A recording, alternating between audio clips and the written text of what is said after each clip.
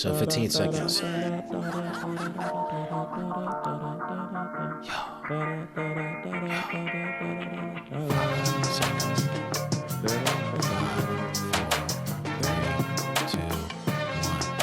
Yo, what's going on, everybody? You're checking it out. It's Spence from the Highly Advised Podcast. I'm here with two of my friends. I'm the third person.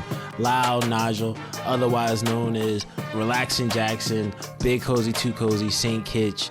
This is episode 64 or 65, guys. 64. Four. Is it four? Look at everything that we do. 64. Wow. I haven't seen it. Last week was episode 63. Look at the covers, the podcast covers.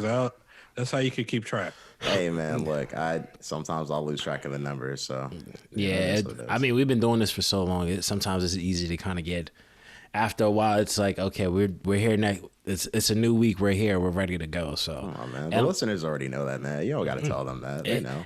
I mean, of course, but in case for the new listeners, we got to remind them because I'm quite sure there's someone new listening this week. Okay. As always, every week based off what we see in our analytics, right? Okay. So, that's all I can say. Like, we got to welcome new listeners. Welcome old listeners, people that have been with the podcast. Thank you for being here. How's everything been since the last time we talked for our listeners? Well, before we get into that, I want to say, hey, you should follow us at Highly Advised Podcast on Instagram, Highly Advised Podcast here, Advised Highly on Twitter, and they can follow us individually or follow us all in those spots. But I'll let Lau get to how his week was. Yeah, well, if you're going to say individually, tell them what your social is real quick. Relaxing, no G _ Jackson. Loud, go ahead, speak your piece, and then, you know what I'm saying?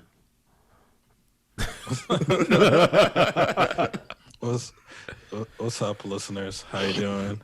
It's your boy, Big Cozy, Too Cozy. I'm here for another good episode, a great episode of the Highly Advised Podcast. Let's go. Me, Spence, otherwise known as Saint Kitch. You can follow me on st.kitch on Instagram, like my friend Nigel said.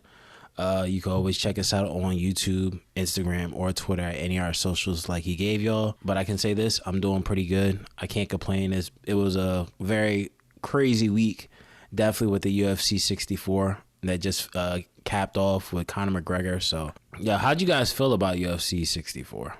264. UFC 264 was crazy, man. But I mean, like, it was an interesting card. I think for the most part, you know, if we just get into the main event, you know, first and foremost, like, that was crazy. When I was watching that, Conor McGregor seemed to be looking good for a decent bit of the round until he got, you know, pieced up by Dustin and taken down and worked for a little bit. It looked like something happened during the match to make his leg a little bit more weak and then suddenly snap and break. So, you know, I think it's kind of crazy, but I mean, it was an interesting main event for sure. It was an interesting night, crazy night, and you always get crazy nights when Conor is the headliner. Let's start off with the actual fight itself. As we predicted, Dustin was going to win by finish, even though it wasn't the finish that we thought was going to happen. But he did win by finish. No, you won by stoppage. Right, doctor stoppage, but they still awarded him the TKO. Right. Yeah. It wasn't like a no contest. So what I'll say is this. The first minute, maybe you could say 45 seconds if you want to be really anal about the times. But within that first minute, Conor was looking good. He was mixing up the leg kicks with body kicks. He was starting off with spinning back kicks. And he was confusing Dustin with the kicks. You could tell Dustin kind of wasn't expecting the leg kicks. And when Dustin went to go counter the leg kick, Conor would throw a teep kick in there. He would throw a body kick in there. So that was a good way to kind of confuse Dustin. And so this way, Conor could go ahead and throw that 1-2 cross as what he's really good at, because he actually cracked Dustin with it a few times. Now, after that first minute kind of passed, Dustin, he ended up throwing himself a kick. Now, he didn't do many leg kicks, but he started walking forward. And then right there, I've seen something that I probably should have seen in their last fight that I didn't really pay attention to. But Conor is not good when it comes to firefights in the pocket. When it comes to exchanging in the pocket, like actually like going toe-to-toe with somebody without moving back, forward or back, he's not that great. And I realized that because Dustin, he probably hit him with like a hook and an uppercut and then like a straight within that small exchange. And then Connor kind of stumbled backwards. And then when he came forward, he was the first one to initiate the clinch. Now, I don't know if he was initiating a clinch for a takedown or kind of like to stop Dustin from throwing strikes. But when they were toe-to-toe in that pocket, Connor was not looking that good. And right there, it looked like I was like, oh, well, you know what? He's really good when somebody's not pressing him and charging forward towards him. He's only good off of the countering, or he's good when he could go in, then out, in and out. And Dustin kind of showed me that. And I was like, okay, that's how you're going to beat Connor. But you have to have the skills Dustin has. Dustin has really good boxing for MMA. But Connor's clinching. Now, Connor made a mistake because he could have stayed. I don't know. Of course, we could say shoulda, woulda, coulda. But here's where he made the mistake. And he could have stayed on the feet for the rest of the round. Maybe have some more success. Or maybe Dustin going to have more success. We don't know. But when Connor jumped guard for the guillotine, I thought that was a big mistake. If Connor was like a black belt in jiu-jitsu and he's known for pulling off crazy submissions because he knows what he's doing when it comes to grappling in the clinch, I would have been like, that's not a bad move because he got Dustin in the guillotine. But here's the problem. Dustin knows what to do. Well, so as you see, Dustin was kind of cage walking a little bit. Some people were saying that Dustin was he was grabbing the fence with his toes or whatever. And to me, I was kind of like, it is what it is. It's a fight. Not everybody's going to be clean about it. Dustin got out of the guillotine as expected.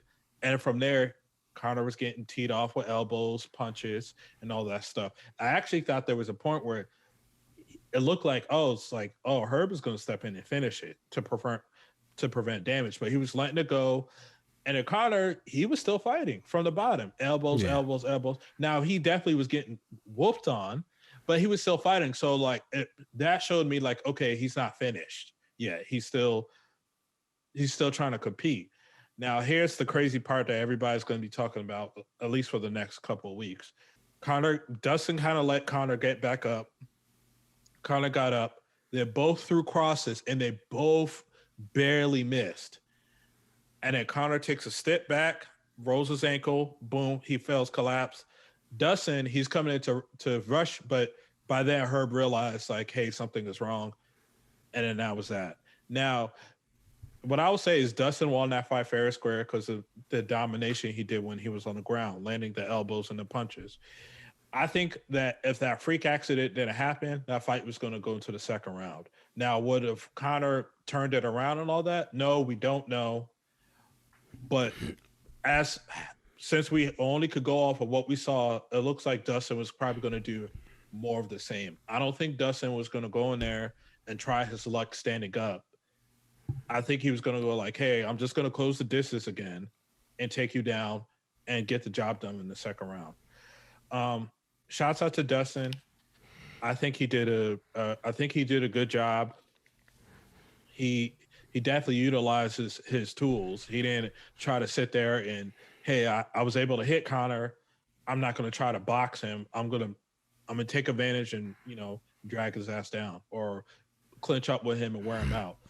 As far as Connor goes, man, my criticism of him is like he was looking good, but he made some mistakes. And I don't know if he needs to switch camps or not switch camps, but really game plan for opponents. But he's making too many mistakes in these past few fights now, outside of Donald Cerrone, of course. And I feel like that Brett Okamoto, I got to give him a nod with this, but he said Conor really has to sit down now and really think like, hey, do I want to do this at the most elite level? Because if he wants to do it at the most elite level, he's going to have to dedicate it like he doesn't have anything again. And he has to work his way back up to the top. Because if Conor keeps jumping head first, fighting Dustin again, fighting your Charles Oliveira's, fighting even Justin Gaethje, I think Justin Gaethje could beat Conor now.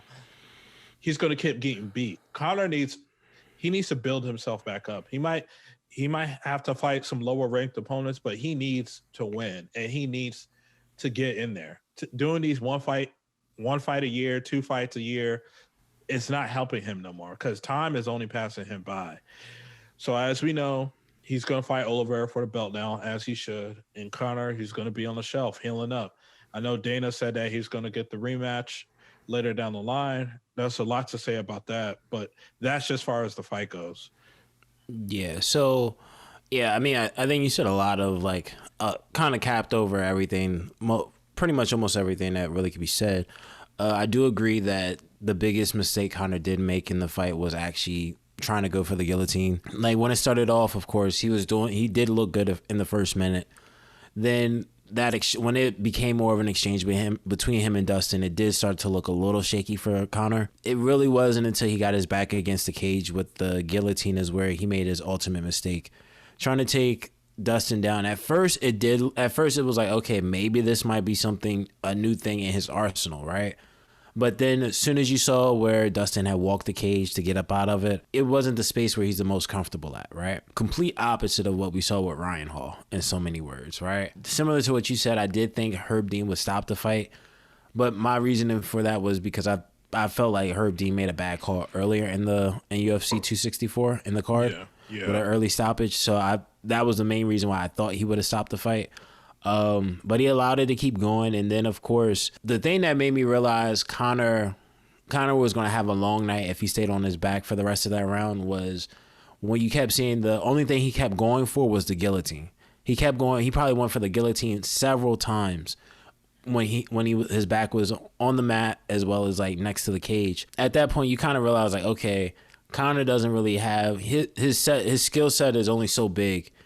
And at this point, it's like, yo, he's just trying to defend himself or finding a way of trying to end this match as soon as he could. And I do believe, despite Conor denying everything and saying like, oh, this is actually, it wasn't because of a check or anything like that. I do think it has a lot to do with the kick. Unfortunately, I think he just goes into a Hall of Fame of the leg broken legends, similar to like Anderson Silva, Chris Weidman, like all he's not Corey a legend, Hill. but yeah, exactly. Like some of these people aren't legends necessarily, but they'll definitely be remembered for breaking their leg at some point. What's crazy about it is that Herb Dean has been in the ring to see at the least 3 broken bones at this point in time because he might be the factor. Well, Herb Dean, he's been in there for some crazy stuff, man. He saw Tim Sylvia get his arm broken, Anderson Silva get his leg broken, Chris Weidman get his leg broken. This situation with the broken leg, it's just like it's crazy, man. Like Herb Dean's seen a lot, man. You know, like I'll give him 1 or 2 mistakes for the shit that he's actually done right, which he's done a lot of the stuff right. Yeah, absolutely. Like I think for the most part, I think Herb Dean has always handled himself perfectly. For the most part, he's always looked pretty 9 out of 10 for the most part with all the fights he's done, right? In terms of like mistakes he's made where he's, for the most part, maybe 1 out of 10 times he may make a mistake here and there. Allowed the fight to go on. He made sure to stop the fight when it had to be stopped.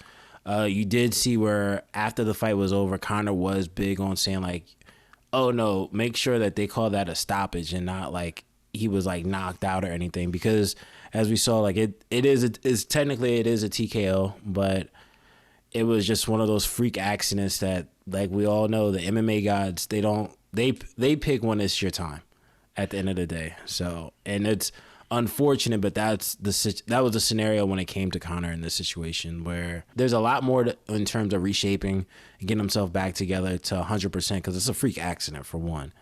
2, it's going to be a lot of training, and 3, to be honest with you, I think Conor should be.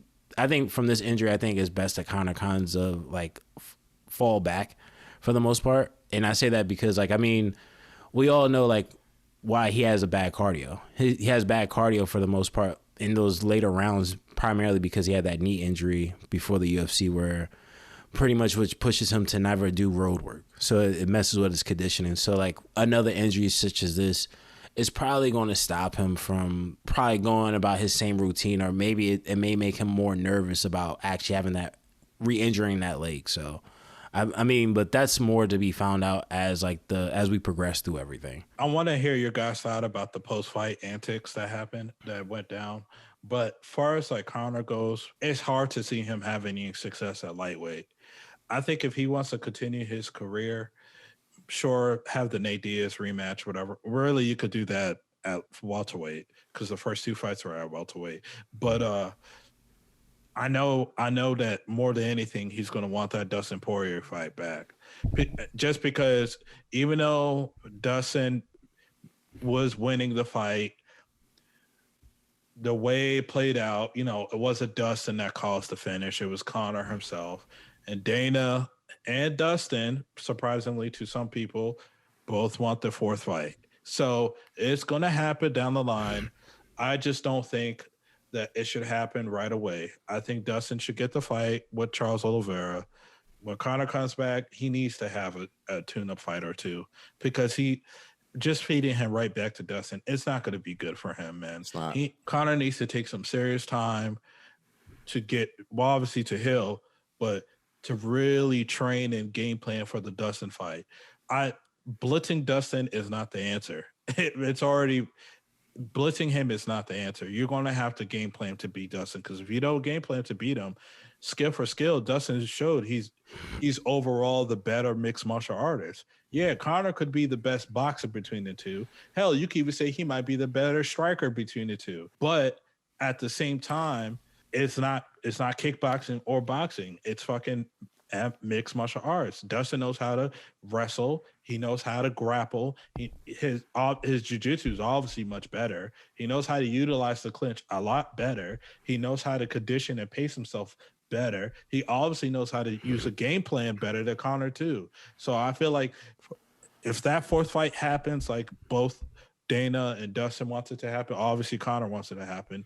Conor needs to take this and be like, hey, my career it's on the line. If I don't win this fight, I have to quit. Like, he has to do like a losers leave town type of deal, because he's not right now. This Conor will never ever beat Dustin. He never will. And before we even think about Conor fighting other fights, he needs to come back and show, hey, I can do this. Obviously, he doesn't need to do it because he's the richest fucking fighter besides Floyd in combat sports. But outside of that, as far as like fighting and competing at a high level, he's showing that he can't be at the high level no more.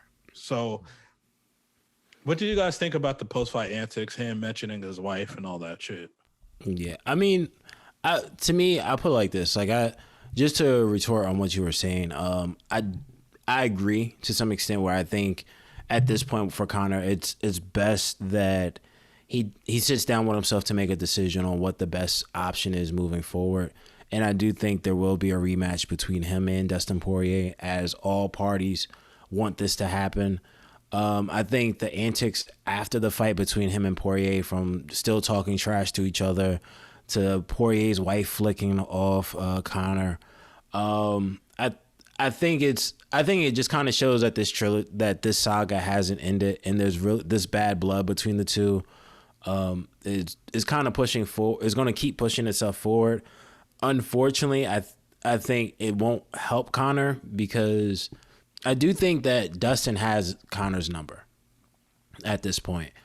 But I do think that with the antics, those antics at this point will probably fuel Poirier just to say like, hey, I'm going to put a punishing on you whenever we get into the cage again.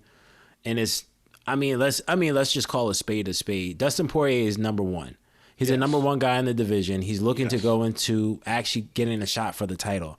So it's not like he's someone that's climbing up the ranks. He is the next guy in line. And he chose to fight Conor instead of going for a title fight. I think it's safe to say everybody knows Conor, when it comes in terms of getting the championship, he can't beat the number one guy. Yeah. Let alone beat the champion. So it's one of those weird situations where I think those post-fight antics are going to push for them to fight again. But I think the reality is I don't think the result is going to change any, because unless Conor goes to the drawing board and figures something out, we're just going to keep getting the same thing. And we know Conor is not Conor, he accepts a loss for a loss. But at the same time, Conor also knows, hey, I'm going to talk trash. And if there's bad blood, like this looks like this may actually be his genuine feud between out of all his fights. All the other fights, it seemed like it was mind games. For him to even come out into the fight angry, we've never even seen Conor get to that point. So I think it kind of shows that Dustin Poirier's even tapped into his hit a little bit, which is, I mean, as we all know, that's Conor's game plan for every fight. So I think the antics are just going to be even more, and I don't think it's going to be as crazy as the antics between him and Khabib, but I think it's going to be something along those lines because this is like a personal grudge match between these two now. Yeah. Here's my thing, right? I feel like for this, it seems like it's gotten more personal for Conor as it went through, but I feel like through fight week, I didn't believe him when he was actually like saying some of the stuff he was saying. It was like almost like he was trying to say it to make us believe him or make himself believe it. Like when I saw him like doing some of the stuff at the press conferences and whatnot, I was just like, I don't believe what he's saying. I was like, does he really believe he's going to go in there and knock him out and make it the best performance ever? Like a part of me believes he did, like he really did. And another part of it is like, okay, he's doing some of this for show.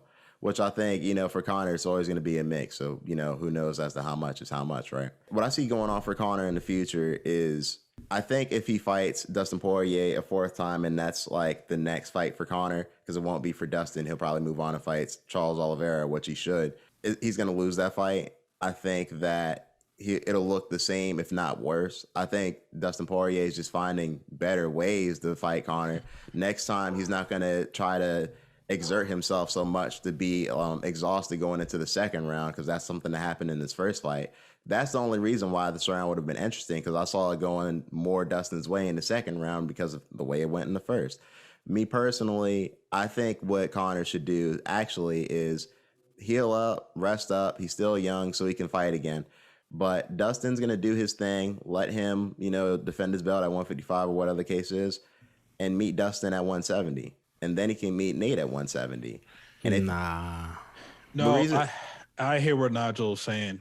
I hear what he's saying. Go ahead, finish, Nigel. Yeah, I hear what he's saying about that. The reason I say it is because like Conor's not going to do much at 155. Like if we're being real and looking at the competition, like these people are more active, and Dustin's number one. He's already pushed back, and more than likely he's not going to work his way up the ladder. Instead, he comes back off of this injury, which is serious. He fights Dustin at 170, because Dustin probably dropped the belt to fight Conor for real, if he has it by that time. And then he can fight Nate at 170. Let's say he wins both those fights, right?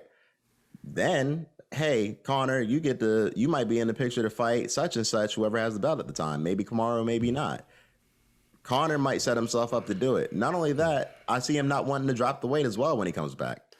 I mean, I can understand the not dropping the weight part. I think him and Dustin, especially if Dustin has the belt when the next fight, trust me, if Dustin has the belt when it's time for the rematch, he's fighting him at 155.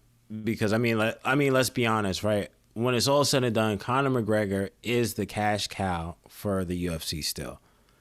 At the end of the day, he'll fill the arena, especially the way this last fight ended. He'll fill the arena with no problem. Just himself. Dustin doesn't even have to say a word. To me, I personally, especially if Dustin has the belt, I think 155 it'd be 155 for Dustin, then bump up to 170. I do agree that he probably won't want to cut the weight, especially with having a new lower body injury. But trust me, for him to be able to fight for the belt again in a rematch to a guy he's technically speaking he's lost to twice. Mm-hmm. Those odds don't come around for many fighters. Go ahead, Lau. I just want to say this before we go to the co-main event, because we still have to speak on that a bit. I agree with Spence. If Dustin has the championship, he could very well be the champion by the time Conor's able to fight again.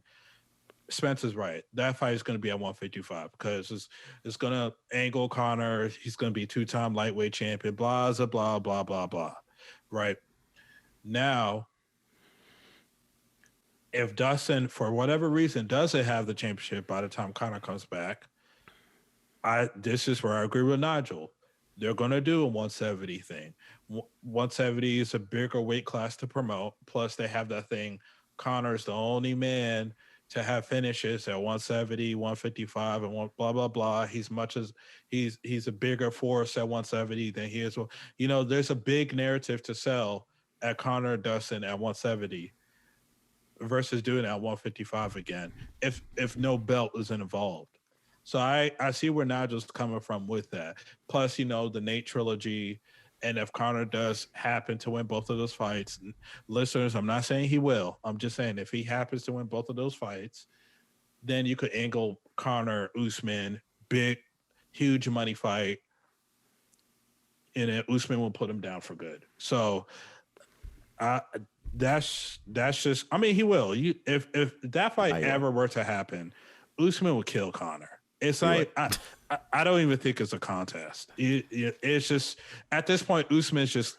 It's like what Floyd's been saying. It's legal bank robbery at that point. But how did you guys feel about the co-main event? I know some fans weren't excited about the performance of the fight. I didn't think it was that bad of a fight. But what are your guys' thoughts? I mean, to me, with the Burns Thompson fight, I was actually a fan of it.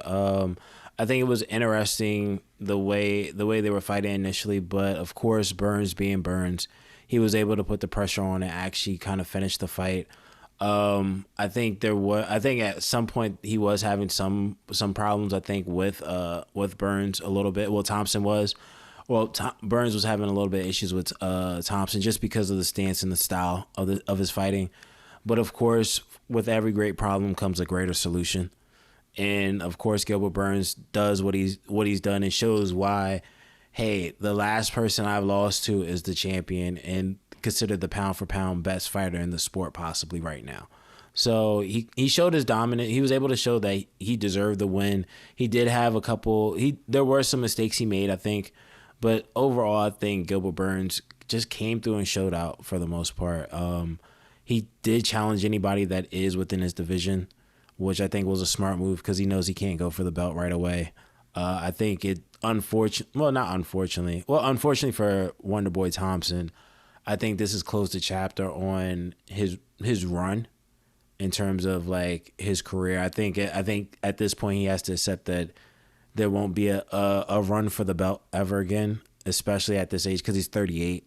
Yeah. So like don't get me wrong, it's possible, but at this point, it's like there's so much that has to be done between now and then. So, I mean, but that for just in a summary of my thoughts on the fight. I think Wonderboy is going to be a tough out for a few people, but like you said, like he's definitely going to have to go back to the drawing board and really consider a few things. I personally like the fight. You know what I mean? I thought that Gilbert Burns didn't really look like super impressive, and I can say that Wonderboy looked like, you know, he was losing, you know, majority of the fight. I think that Gilbert Burns has some interesting matchups that can be made for him, and I think that, you know, he's definitely not next in line for the belt after last night. He can put himself in a position by fighting maybe one or two more contenders, and I think like, you know, actually see if he can show improve or something. Because, I mean, he's clearly a talented guy, and Stephen Wonderboy isn't a slouch. You know what I mean? So he went in there, he beat him. You know, good for him. You know, wasn't anything super impressive, but it was a good fight. Any other thoughts of the rest of the card? If anything else stuck out to you, like O'Malley, maybe? Oh, well, yeah. Let's talk about the. Well, first and foremost, Gilbert Burns. I think that he should fight Jorge Masvidal, or Jorge Masvidal should fight Colby Covington, and they should do it like that. I think that Jorge Masvidal is definitely in a position to actually fight some top contenders and not fall so far down in the pack. Yeah, I mean, I think Jorge Masvidal would be a good matchup between the two. I'm not sure. I personally don't think Jorge Masvidal is going to beat Burns, just because, I mean, based on what we've seen from Masvidal in the past few fights compared to what we've seen from Gilbert Burns in the past few fights. I don't really see. I think it would be an entertaining fight just because of matchups, but I wouldn't be surprised if Jorge Masvidal gets Sprite canned again. Yeah, he has potential to in that fight. It can happen. Yeah. Like it's not like you're going. in this case, you're fighting someone that's definitely willing to strike with you, and you might get Sprite canned similar to what you did against Usman. So, I mean, I think it's a good fight, but other than that, like, I know he did call out Nate. He called out Nate or Nick, and then he called out Masvidal and somebody else, I believe, as well. But you know the thing that kills me about Nate Diaz being called out, like his performance against Leon was not great. Why would he want to be the next guy that you fight? I don't get it. Like the only part he looked good. I mean, I understand, yeah, it's a name, but he looked good for like a minute of that fight. Yeah, but you got. It's like Conor. Anybody's gonna want to fight Conor. You know what I mean? I get it. Even Dustin just beat Conor again, and he said, "Hey, I want to fight him again." Another $1 million. Yeah. I mean, you look at when you look at the Dustin Conor situation perfectly, right? He knocked out Conor in the second fight, had the opportunity to fight for the belt, and said no. I'm going to fight this man for a third time for a payday. I get it. And hey, I know now that this trilogy is done. I'm going to fight for the belt now, but we have to fight again. Yeah, I have to get that money. Yeah. I have to knock his ass out earlier this time. Yeah. Yo, Red Panty Night has always been a thing, and Conor, no matter what, the legacy of Conor is stamped that, and I think because of. I think when anybody fights Conor and they beat Conor, it helps put them in that realm just because Conor McGregor is so big, right? So and I think when it comes to Nate, that's just kind of how it works, where it's like, yo, hey, this is the guy that beat Conor, had a second fight with him, and I think it's unanimous that most people want to see a trilogy of that fight. Here's my thing, right? And we can move on to Sean O'Malley not too far after this, but if he were to fight Dustin Poirier at 155 again, Nate, and then that's probably it for him, because he can't take another loss at 155 in a row. He can't, period. Yeah. If he fights at 170 and he loses to Dustin, hey, Nate, let's see what can happen. I mix it up with him. You might have a little bit more life in your career. Yeah, I personally, I think Conor's not going to even want to fight at 170 with Dustin. And I think he does. Reason I say that is because you remember when he lost to Nate, and they were trying to push that fight down to 155, and he told them, no, I lost at 170. I want the rematch to be at 170. We got to give Conor credit, though. The guy, he ain't no bitch. Nah, that's a fact.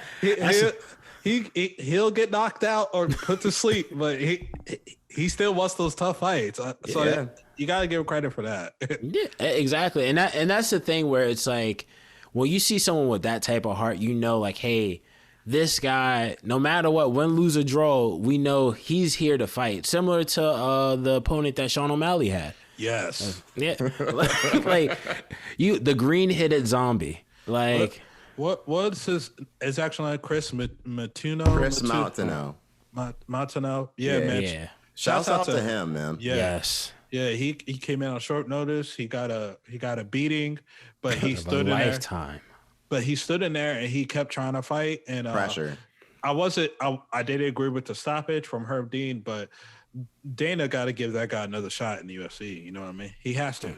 And we expected Sean O'Malley to knock him out. Yeah. That was the consensus by everybody. This man is known. For anybody listening that's not familiar with Sean O'Malley, he's made a name for himself off of his knockouts and walk-off knockouts at times. Yeah. So to fight a kid that literally said, hey, I was working 80 hours a week in a painting factory, similar to the prescription that Lau gives for jobbers. This guy was working 80 hours a week in a paint factory, quit his job a month ago to focus on being a mixed martial artist. And then he gets a call from the UFC like, hey, Sean O'Malley wants to fight. Hey, we want to put you in a fight with Sean O'Malley.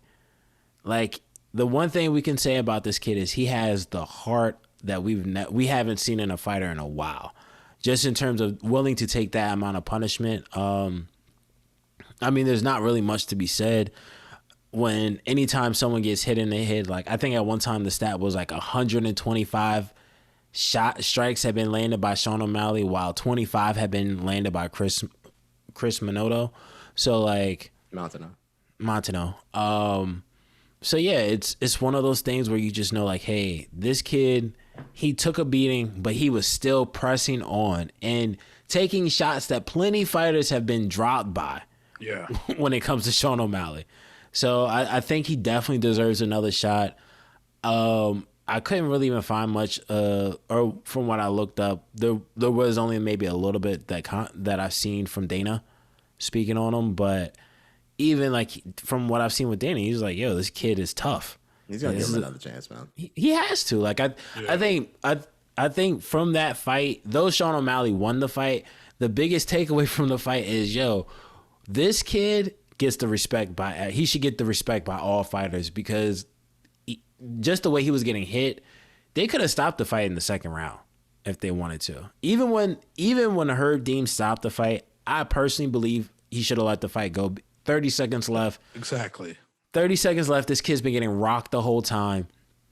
But then you realize, like, watching it again, I understand why he stopped the fight. The reason I say this is because even right before he stopped the fight, the way he was getting tagged, it would just look like, yo, it's one of those things where it's like, hey, there's no way in the world it doesn't even look like you'll be able to hit him. I understand it. I don't agree with it, but I can understand why Herb Dean stopped the fight. So I gave Herb Dean some credit earlier about like him doing a good job, right?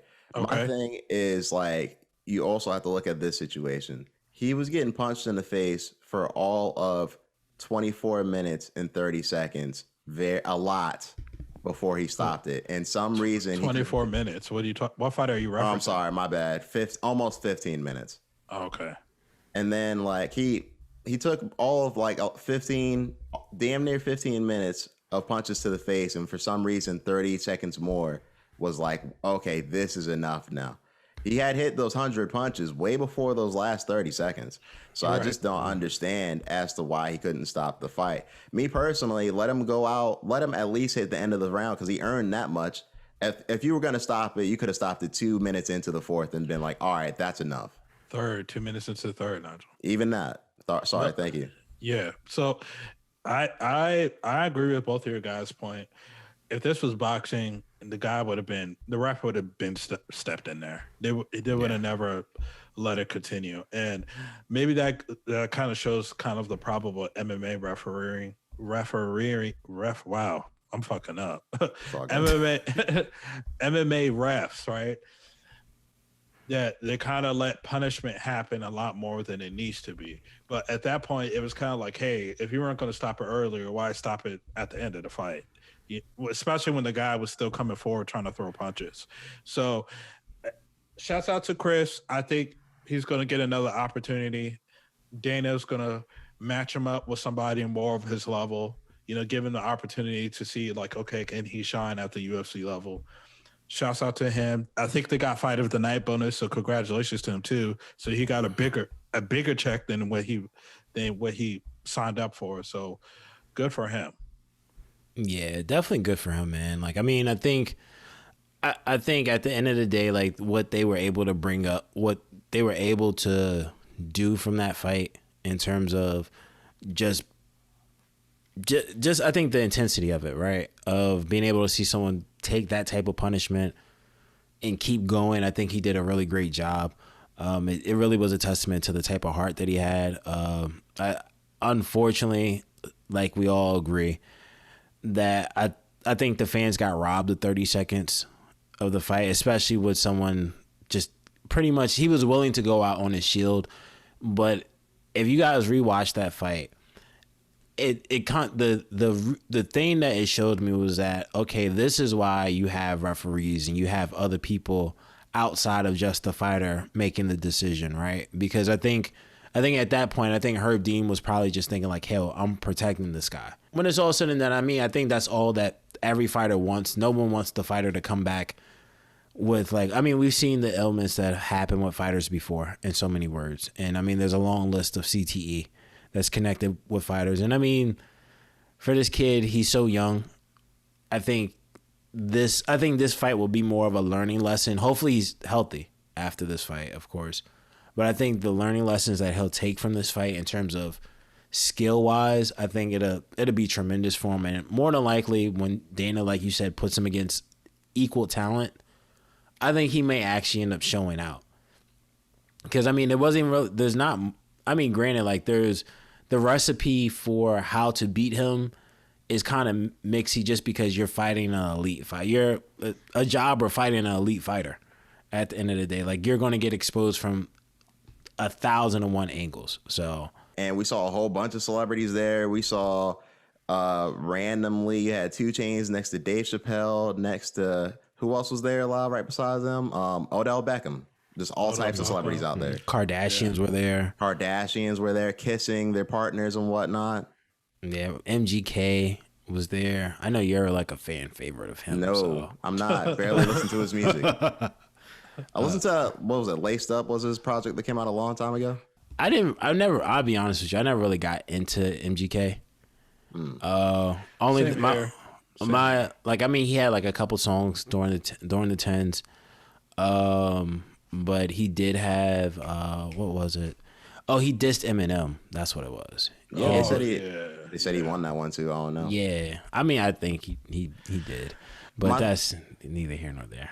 Well, I mean, since Action Bronson was in the crowd and he was kind of the talk of the town this past week about him being in UFC 4, do you guys even care about that? I don't give a shit. Shouts out Action Bronson. I like his music, but him being in UFC 4 doesn't.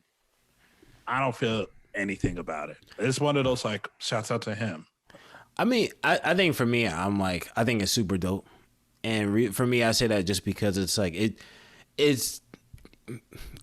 I'll put it like this: Action Bronson is an anomaly when it comes to rappers. First and foremost, like not everything that he does in the lane that he's carved for himself is easily repeatable for rappers, but I think this is just a super dope thing because I think it just shows another avenue that you'll have rappers choosing. Like, trust me, I wouldn't be surprised before you know it. We'll start having, and granted, I don't really play like 2K or I don't really play like basketball games or anything like that. But I wouldn't be surprised if next thing you know, you'll probably have more artists actually being in sports games because of this, just because it helps open the door. I think it's just super dope for him to be in something like this. Because to me, like it's kind of on brand, but it's not exactly what I would expect for Action Bronson, being like his pedigree is more of rapping and cooking and like.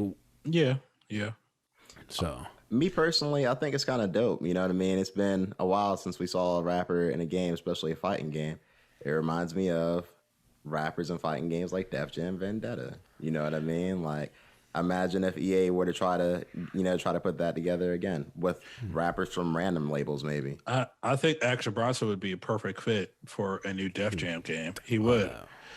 But it's not the first time you see non-MMA fighters in a UFC game. I don't know if people that had Bruce Lee, that had Dana White, fucking Shaq. He was in UFC Undisputed back in the PS3 days. Yeah, I think the thing that just makes this really dope is because I agree. Like we've seen other non-active fighters, non-MMA fighters in these games before. I think the thing is just the dope part to me is just that it's a hip hop artist. Yeah, and who knows the levels that can open up. Imagine if they put the baby at 155, right? Wow. Go have a whole career. The baby knocks out Conor McGregor, Dustin, Michael Chandler, Charles Oliveira. You become the champion with the baby. Yeah, you gotta be a diehard fan of the baby because I can imagine a lot of people choosing the baby so they can virtually knock him out. And yeah, exactly. I mean, listen, either he'll be in a fighting game or Grand Theft Auto. So I thought you were about to say Fight Night. Him and Crunchy Black. Oh, that would be. You want to talk about a crazy fight, man? Crunchy Black versus Deontay Wilder. At this point, I'm quite sure this is going to be Deontay Wilder might be willing to take that fight because if people aren't aware, Tyson Fury's camp has gotten COVID-19. And with some people testing positive, it is potentially going to postpone the fight between Wilder Fury 3, which I believe is July 24th. AKA, there's not enough interest in this trilogy, so we need to postpone it because we need to remarket and rebrand the fight. No, nobody was talking about this trilogy. Let's be real about it. As soon as the news came out, hey, Wilder is actually going to get the trilogy fight, people weren't happy to begin with. And when they had the press conference, nobody was talking about it. There was no hype about it.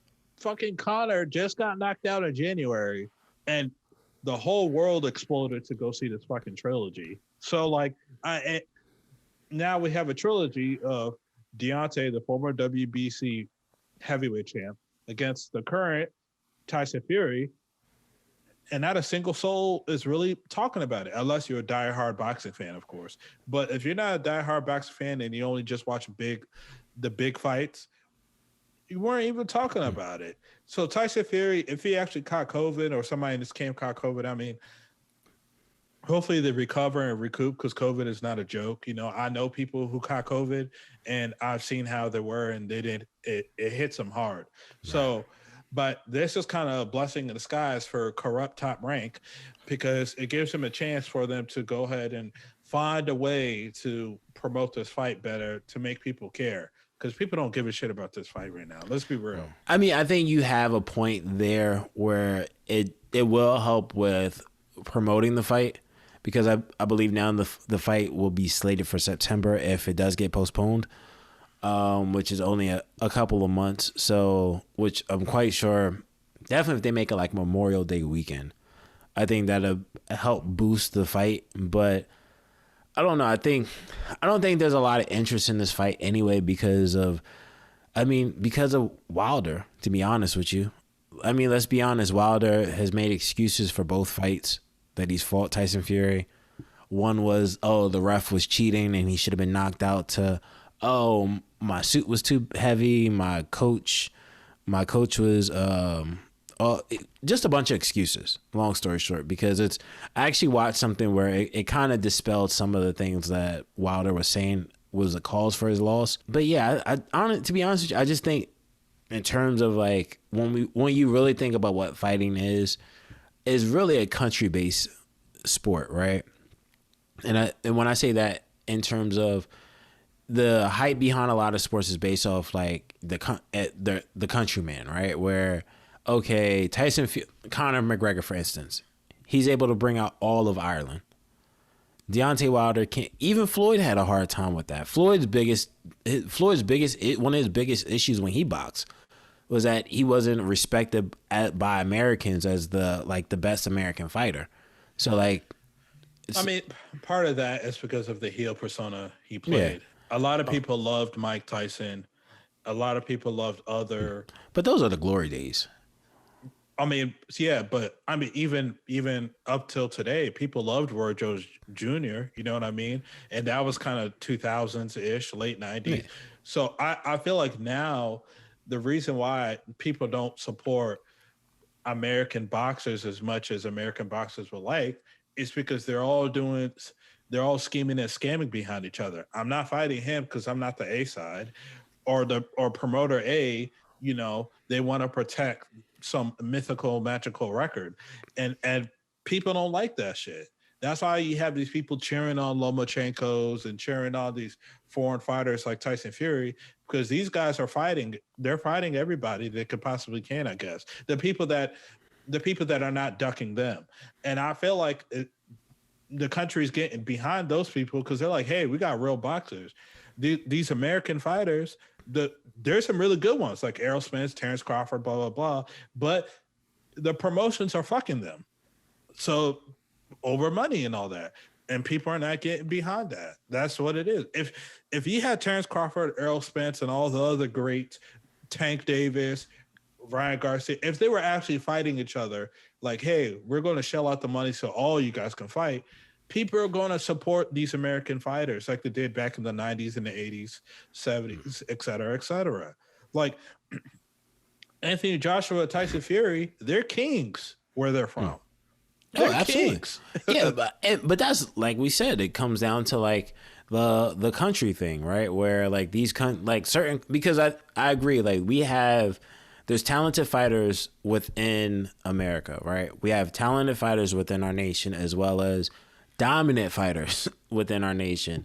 And we have the corruption as well within just the sport where, like you said, we'll never get Terrence Crawford versus Errol Spence Jr. because the promoter came out and said, you won't fill up the stadium. I can't make money off of it, which is corrupt and unfortunate. But I think a lot of other sports that get behind their fighters, boxing, I think, is ranked higher in terms of like in terms of sports within that country, or like in terms of interest, whether like Ireland in its case with Conor McGregor, right? They never had a fighter of that magnitude before. So it was like, Correct, yeah. So it's like, hey, we get behind him. When it comes to Anthony Joshua, UK has had tons of fighters over the years that are all Hall of Famers from top to bottom of all different divisions. And I think Anthony Joshua got the correct push. But when it comes to like American fighters, I think we once had that when you had like your Tysons, your Tysons, Roy Jones Jr.'s, Holyfields, the 2000s era. But I think in the 2010s era, Floyd dominated that era to a point where I think he restructured the business model for fights. I'm hopeful that boxing changes, but at the gist of it, when it comes down to the Wilder versus Fury fight, I mean, no matter if the fight took place July 24th, September 4th, December 24th, we all know Fury is going to win the fight. It's the reason why when it came down to the ESPYs, he won the best boxer.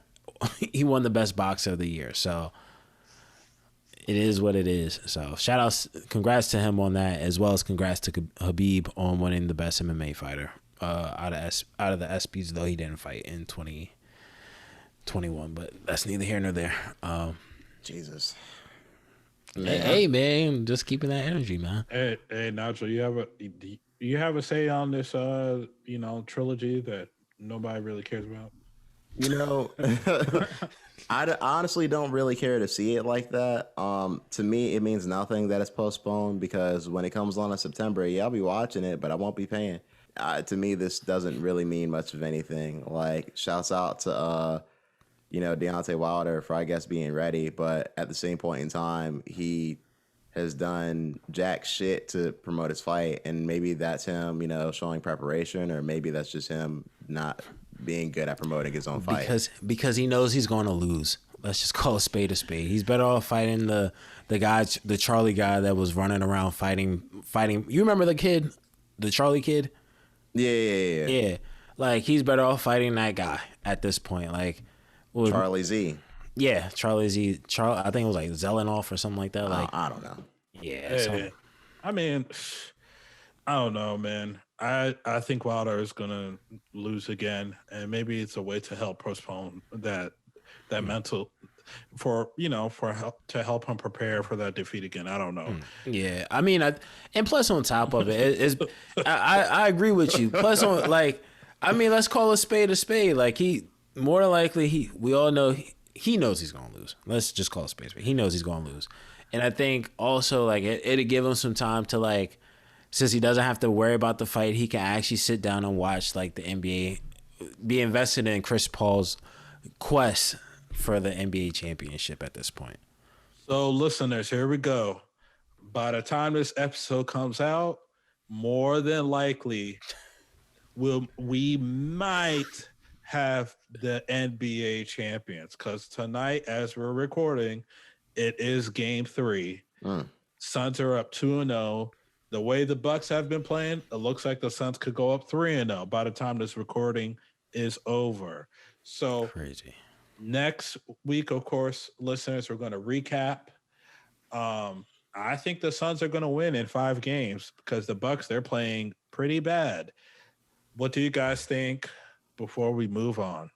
I'll be honest with you. I wouldn't be surprised if I won't be surprised if if this series goes to 5 games max, where the Bucks may get 1 win. But other than that, it's looking shaky for them, and at the same time, it's bittersweet it sucks for them, but I'm happy for Chris Paul. Yes, because I think it's been in the league 16 years or like 14 to 16 years, something extensive amount of time. For a minute, he's been in the league for a minute.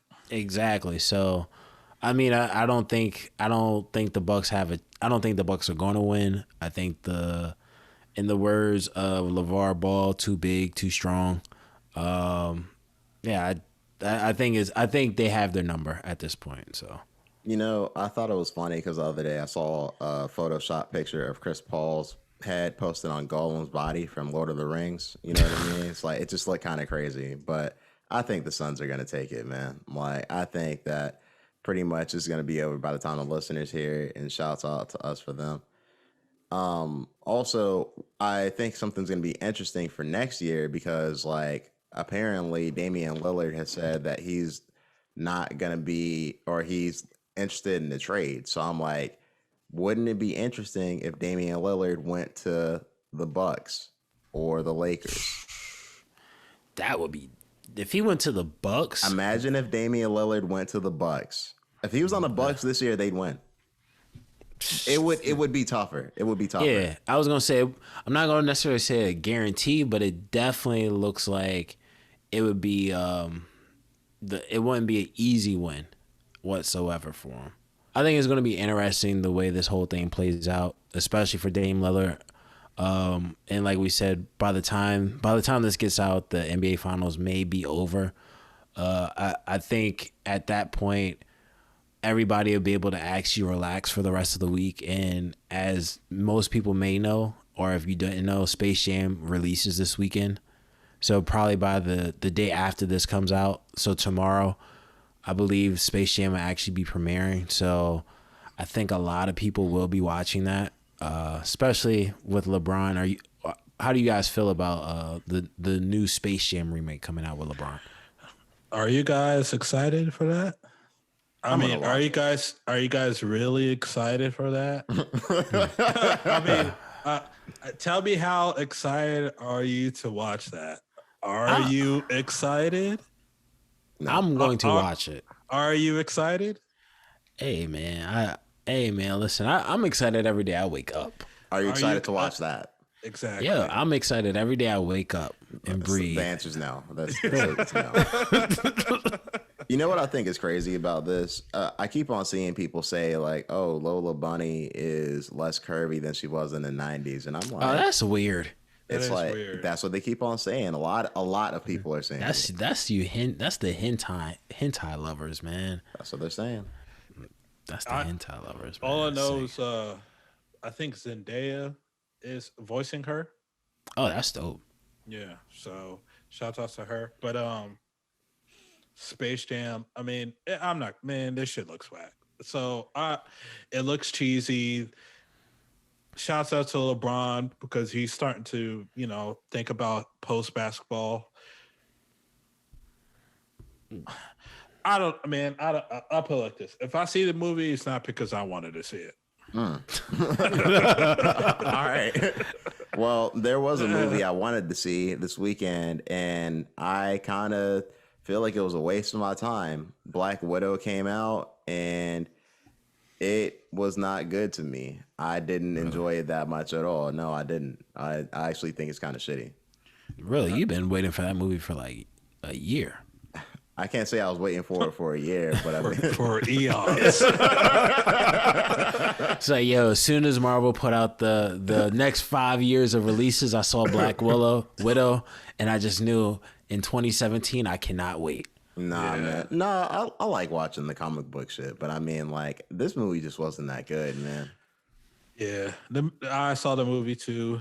I went to go see it with the old lady, and the movie sucked. Yeah. Really? Yeah. It sucked. And I was gonna watch it whether it was in the theaters or not, because I like Nigel, I like watching the Marvel movies. But this movie here, man, I was just like, I think it was just more disappointing than it was trash, because it was like there were some good parts in it and there were some funny parts in it, but it wasn't. There was a lot of cheesy stuff. The story wasn't that great. Some of the action scenes were very like, it was just super cheesy, man. And it's funny because one of the characters in the movie actually makes fun of that. She actually makes fun of Black Widow for doing the cheesy shit. Yeah. Hold on, what? Yeah. It's like, you do this pose and shit, like everybody's watching you all the time. Why do you do that? It's like you're saving the world, but you're out here posing. Yeah. She said. It was kind of funny. Yeah, it was kind of like she was breaking the fourth wall a little bit, but obviously she's not supposed to break the fourth wall, but you know, the audience knows that that's what was happening. But yeah, the movie's not good. I will only tell people to watch it if you're a fan of the Marvel movies, because it fills in some blanks as far as like story and all that stuff. But I wouldn't recommend anybody to watch it. It's a chore to watch it. Yeah, it's a chore. I Yeah. wanted to. Is it turn like 2 off. hours? Yep. Yeah, Plus. it's about 2 hours. Oh, so even longer. Yeah, 2 hours and 15 minutes, man. So honest, I'm gonna be real. I'm gonna be really real about it. You can skip this movie. Go on YouTube and watch the breakdowns from these YouTube channels about it, and you will understand. Listeners, don't go watch the movie. Just don't. Go on YouTube, watch the breakdowns that some of these YouTube channels provide, and you will know what the movie's about, and you will also know all the hints and all the Easter eggs, blah, blah, blah, fucking blah. This movie is just, it's a real chore to get through, and good riddance. So, go ahead. well, I was going to ask you guys. So, is it bad because, and I think it's safe to say that y'all are diehards more when it comes to like Marvel content, or is it just not bad? Not die hard. Well, if not a diehard, but you active fans of Marvel films, right? Okay.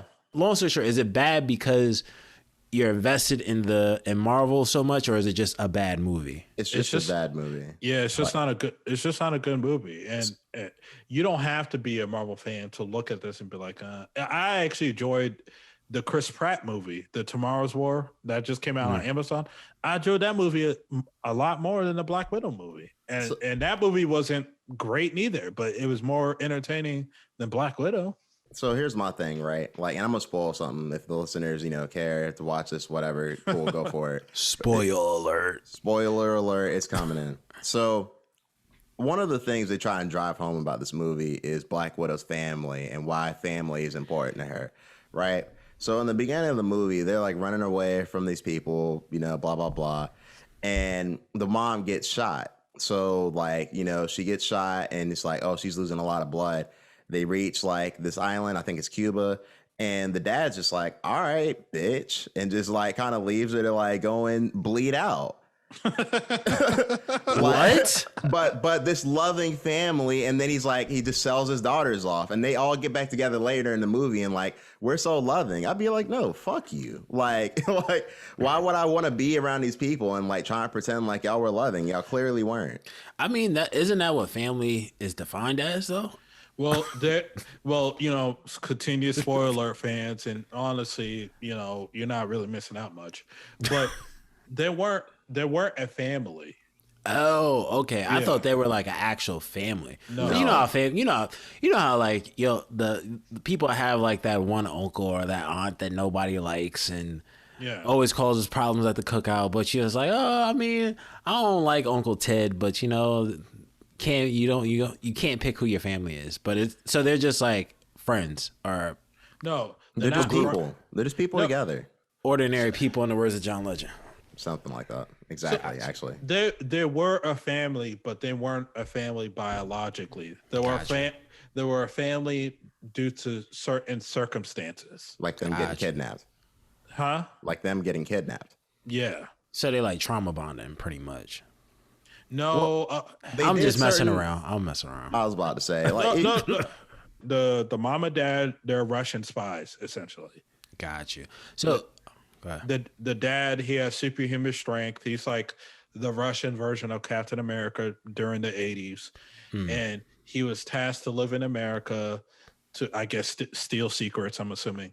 But they had him in his fake family for a few years to make it seem like he's actually an American citizen until it's his time to, take the secrets back to Russia. you can tell Got you. they were trying to make it like this spy espionage movie at first. And I was like, okay, let's see where it goes. Because, they did like Captain America Winter Soldier, which is like one of the best Marvel movies. Like, you know what I mean? Like that's like the peak, right? So they clearly can do it. Midway through the movie, it's like, oh, okay, we're doing like cheesy action now. So like, I don't know. To me, it's just like a mismatch of bullshit. So, because I talked to Nigel like maybe before this had came out, before the movie had came out, and we were talking about just Marvel series now, right? How they've pushed more towards like the series style. Do you think this would have been better had it been a had it been a series and they would have had more time to like draw these things out? Because the way it sounds, it kind of sounds like they had an idea of what to do in the first half and then said, yo, listen, man, the movie's it's still gonna beat box office numbers, so like just put anything from the way you guys make it sound. So would it have been better had it just been a series? Thank God it wasn't a series, because it would be drawn the fuck out. It's fine as a movie. It just wasn't a good movie. I don't think making it a series would have made it any better. Gotcha. I mean, they could have, but me personally, if they would have had more time to like, dig into the family and why they feel like so close, but really they weren't, then sure, why not? But I would not be in a rush to watch that. I just don't think they should have done a Black Widow movie, honestly. I don't think her character was all that to begin with. Like, I feel like that when you're comparing her to the other Avengers, right? You have Iron Man, Captain America, the Hulk, Thor, blah, blah. These are characters that kids are running around in T-shirts in. These are larger than life characters. When you see Black Widow, I'm not saying she's not a bad character if you're really into her, but she's not larger than life. She's a sideshow character in a sense. You know what I mean? Well, here's my thing, right? Like with characters like that, and you even see it in comic books too, like you don't need the best character to make a great story. And I'm not saying that her character is necessarily the worst character ever, which, I don't think so. But it's like, I think the movie is not good because of the writing and directing they did. It's not because of her character. You know what I mean?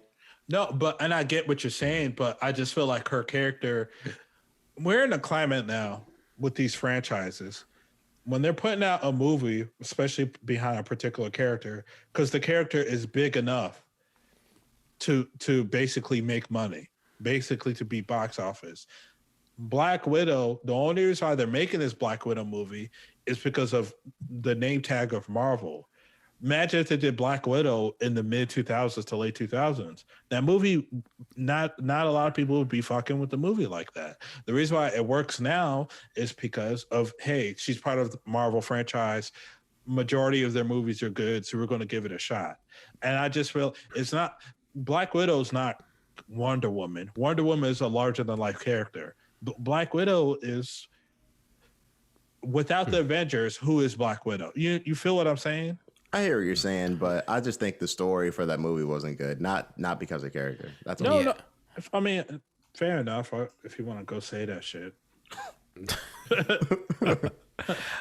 I mean, I'll put it like this. I mean, as a person that's not as familiar with all of the Marvel universe, just from an outside perspective, I just figured this was like just a new installment on what they were trying to do. Because one thing I've noticed with the Marvel films in the past decade is that it looks like they're trying to showcase more avenues outside of like the conventional standards when it comes to the heroes of like your Captain Americas, your Spider-Mans, X, Y, and Z, blah, blah, blah, blah, blah. So like, To me that's how I looked at it. Like that's why I figured like, okay, I'll be honest with you, I didn't even know about this film until like maybe a couple weeks ago through a YouTube ad.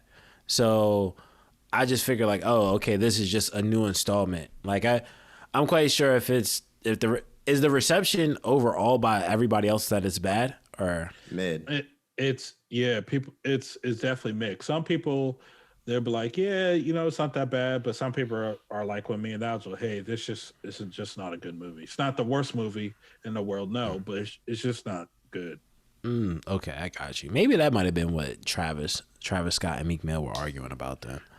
If the movie was good or not. Which one of them? Shit. Yeah, which one of them liked it? If you had to pick, it was me. Yeah, Meek was a fan of the movie, and he wasn't having it. Yeah, it's like, what would you do if it was me? Like, yeah, I definitely could have seen that. I could have seen that being the whole argument because I don't really see what other thing you would argue with Travis Scott about. To be honest with you, I mean, we saw what happened when Tory Lanez did a pull up. So you know what I'm saying, like. But yeah, I'm not sure if listeners know, but Meek Mill and Travis Scott were at the worst place to have this argument. I believe they were at Diddy's all-white party. Wow. Yeah. No, I lied. They weren't at Diddy's house. They were at Michael Rubin. Yeah. Oh. Yeah, exactly. Michael Rubin, Robert Kraft, Jay-Z. And I put Jay-Z in that category because he's a billionaire with all his billionaire friends. Right. Like he's a rapper. He's a place where people aren't trying to fight. Exactly. In the Hamptons. Because there's too much money to fight. Yeah. Like exactly. No. If you're at this party, you make a good amount of money. None of your bullshit friends are here. You're here because you make a lot of money. Exactly. The owner the owner of the 76ers invites you to his house for an all-white party with other music artists, as well as, of course, the greatest rapper of all time, personally, Jay-Z. Like, because I don't care what anybody says. All those artists there have all looked up to Jay-Z. And if they haven't, Jay-Z has definitely paved the way for all of those artists, right? And if he had, even if for whatever reason he hasn't, he is the highest standard of what a music artist can be at the end of the day, just in terms of his explorations outside of music. You would have thought everybody would have had the sense not to do anything stupid or have art. That's the only, honestly, I really think the Black Widow could have been the only thing Travis Scott and Meek Mill could have argued about, because Travis Scott doesn't come across like that person. Or he might have wanted a pair of Travis Scott Jordans. That might have been the other option, but yeah, it's long story short, it didn't look good for me. I guess he was trying to fight Travis Scott at this party in the Hamptons. Why would anybody want to fight Travis Scott? Unless Travis Scott was like, hey, suck my dick, you bitch ass nigga, but he doesn't come across like that. Exactly. Though. It seems like this guy is really in his own world, mind his business. He's fucking with Kylie, with his daughter, making music, doing Travis Scott shit. He's like in his own world. Like, he's not outside trying to trap. He's not outside trying to fucking get caught up in bullshit. Like, I don't know, man. When is Meek gonna come out with some music? Can we ever talk about that? That honestly, that is a more interesting conversation. And you know what? I wouldn't be surprised, because I think looking at Meek Mill's Instagram, he has an album coming. Right? So maybe it could have been an album related conversation, which that's the only thing I could think of in terms of like maybe he was like, yo, Travis, can you produce this song? And he probably said no. And then of course, we saw the backlash of it. But yeah, I think Meek at this point needs to just focus on just putting out an album, because I think it's been like 2 years now, 2 or 3 years now since his last album, Championship. I just don't understand. Think about 3 years. I just don't understand why every other time we talk about Meek, it's for something that's not necessarily good and has nothing to do with his music. Like, and it's been this way. Like, this is a theme. This is a pattern. Yeah. Well, I mean, part of that is also these blogs. No, well, I don't even want to say blog sites. Social media is always capturing the bad shit that he does. Of course. And I'm not saying that Meek doesn't bring anything upon himself. It's just that they always catch the bad shit that he does. And then when he does do shit with music, they don't really post it. Yeah. Nah, that's true, because the one thing you can tell by just observing Twitter, especially, right, is that they don't like him, and primarily it's the Barbs. Like I've literally seen on his birthday, he was trending on his birthday. A Barb retweeted him saying, "I hope today is the worst day of your life." Like, and this is just like the consensus by a lot of fans, unfortunately. Like I've always said, I think he's at the point. I hate using the Batman quote, but I guess you could say it's like he's lived long enough to go from being a hero to a villain in so many words. Because he gets the Wale treatment now. Because you remember when Wale was considered trash when he was spitting still. Why do people care about Meek Mill's life so much? Because it's one, like Lau said, I think there are moments where he doesn't make himself look the best. Of course. And I think in those I think the thing about it for people is that he's not like an entry level rapper, right? I think it's safe to say Meek Mill is he's at the higher tier when it comes to music artists. At the end of the day, whether you like it, dislike it, whatever, in his genre that he puts out of music and street music, he's at the top at the end of the day. And I think when you look at artists that are at the top, some things he decides to do are just not they just don't match up. Some people would say they don't match up to someone at that space, right? DJ Academics coined it as saying like Meek Mill tries to makes himself look like he's the toughest person in any room that he goes into, and that's so he's got to take what comes with it. Yeah, and that's how Academics looks at it in terms of the reason for some of his backlash. But he does make himself look bad at times. Hoping that he just puts out music. I think it's all been said, and I think it's best that he just puts out music and just stays away from cameras. Shouts out to Meek and shouts out to Philly. Big facts. Shout outs to Meek. I will say this at the end of the day. I know I'll be waiting for his next album to come out. In the meantime, I'm just listening to whatever else is put out. I actually stumbled upon IDK. I've heard of his music before, but he put out an album. I think it's called You See for Yourself. Right. And I'm not gonna lie to you, I'm not sure if you guys listen to it, but this album was really, really good. I'm into this new thing that artists are doing where they're hiding the features when you go on Apple Music, for instance. I only know about Offset and Young Thug. It only said Offset and Young Thug being on here. Didn't say anything about Westside Gun, Jay Electronica, MF Doom, Pharrell producing the beat, Sway Lee, Rico Nasty, DMX, Slick Rick. Like, he literally pulled. This was a really great album. He pulled from so many different artists as well as like just push. Did you guys have a chance to listen to it? I listened to it, and I'm gonna listen to it again for a second time. But with my first listen, I agree. I think this album is pretty good. It might be a sleeper pick for like album of the year type of deal because he's not a bigger artist, but the music is good. I had nothing bad to say about the album. I think it's actually kind of creative of the approach that he took, and it kind of reminds me a little bit of like a Kanye album, how the songs are supposed to go along and they tie together. Mm-hmm. It's a cohesive project. So shouts out to IDK, or I don't know. I don't know how he wants to pronounce his name, but no pun intended or whatever like that. But for real, like I just don't know how. I don't know if it's I don't know. I don't know if it's I don't know. I don't know if it's IDK. Yeah. But what I will say is like I think the album's dope. I am going to listen to it for a second time to pick up on things I might have missed the first time listening through it. To kind of reply to what you were saying before I started my take on it was I'm not a fan of that. I like when they label all the artists because let's say they're trying to introduce the artists that you've never heard of, you didn't know they existed. You wouldn't know. Maybe we'll have the means to kind of find these non-listed artists, but not everybody has the brain power to do that. And I'm not knocking those people who don't have the brain power, but that's just somebody who's used to listening to whatever comes out on the radio. They're not going to go out the way to find shit.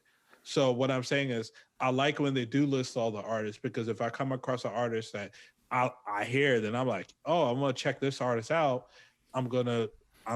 Who is this person's name? All right, boom. I go on Apple Music, Spotify, whatever, and search their catalog. That's kind of how I found Crime Apple. That's kind of how I found,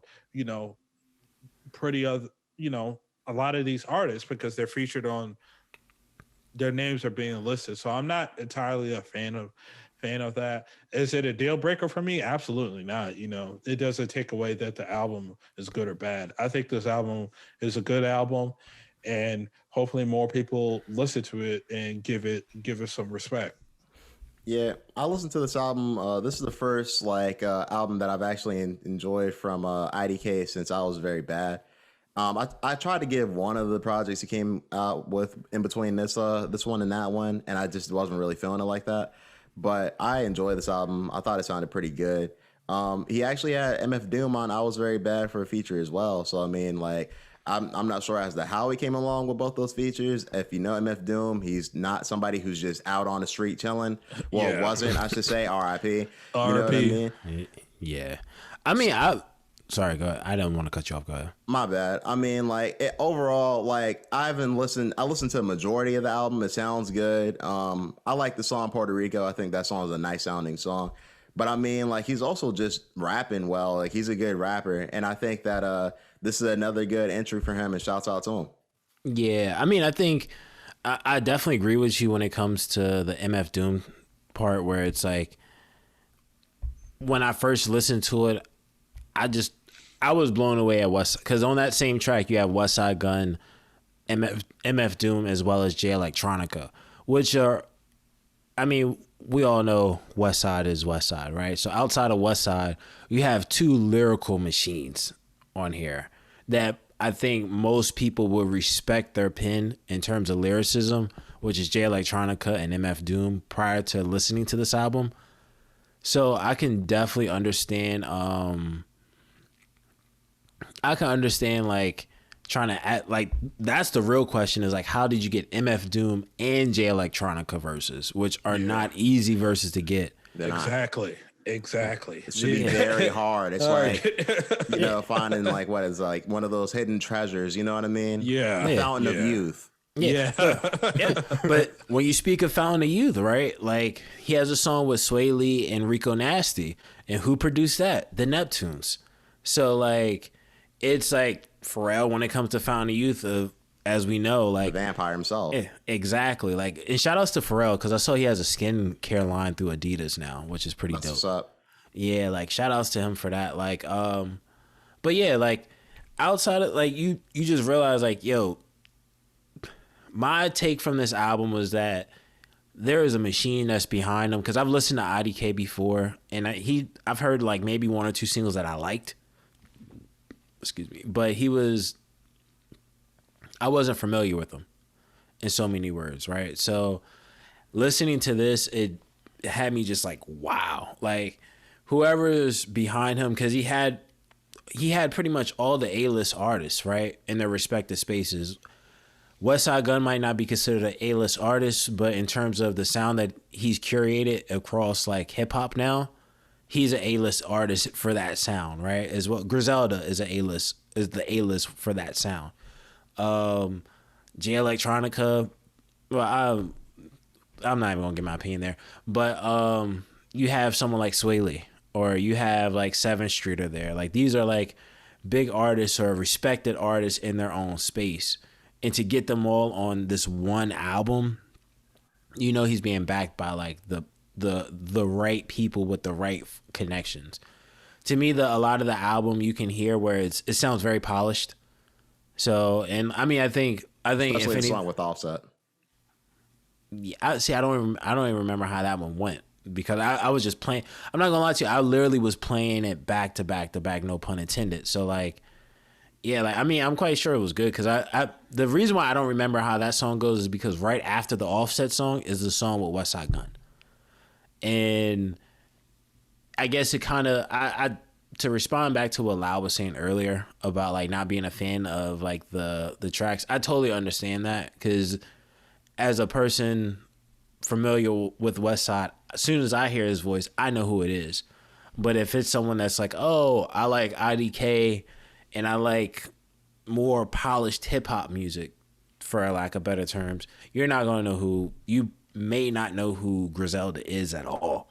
So I can definitely understand it. Or J Electronica, because like, I mean, respected amongst all of hip hop, but at the same time, he's like this anomaly of putting out one album with features Jay-Z. But outside of that, nobody really knows who he is out unless you like came up during like the early 2010s. So like, but I mean, to me, I'll say this: the thing that made me like the album so much was just the hidden features, because I just was pressing play. I didn't know what to expect, right? Other than like, oh, he has Offset, Thug.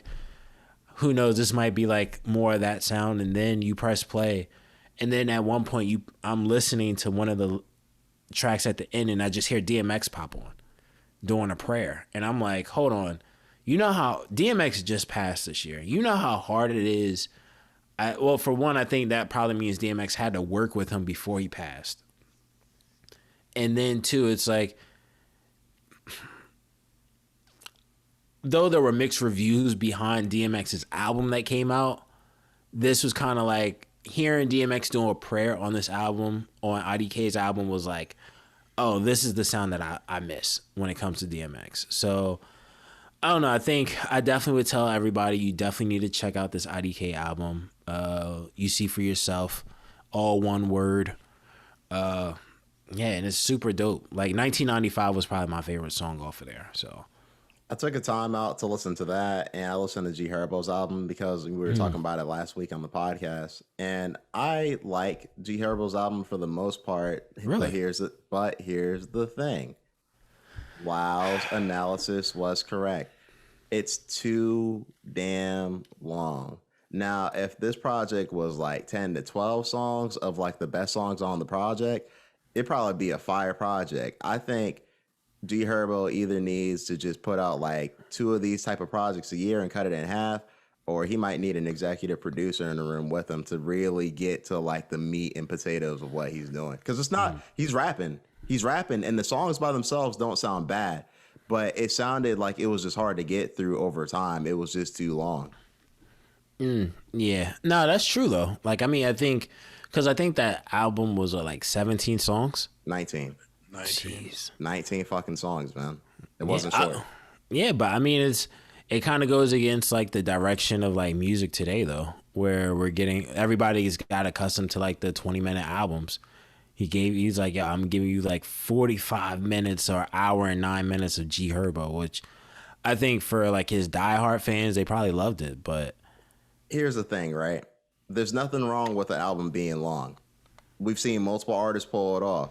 But there's usually something, or the music's just so good that you can put that type of music on for like an hour, and that's usually around the time when people are like, okay, I'm about to check out. G Herbo's not making the type of music where it's like, hey, I want to hear this for an extended period of time. It's more or less trap. So it's like, okay, do you want to hear trap for an extended period of time, or do you want something that's short and concise? That's why Pistol P was such a dope project, and people liked it.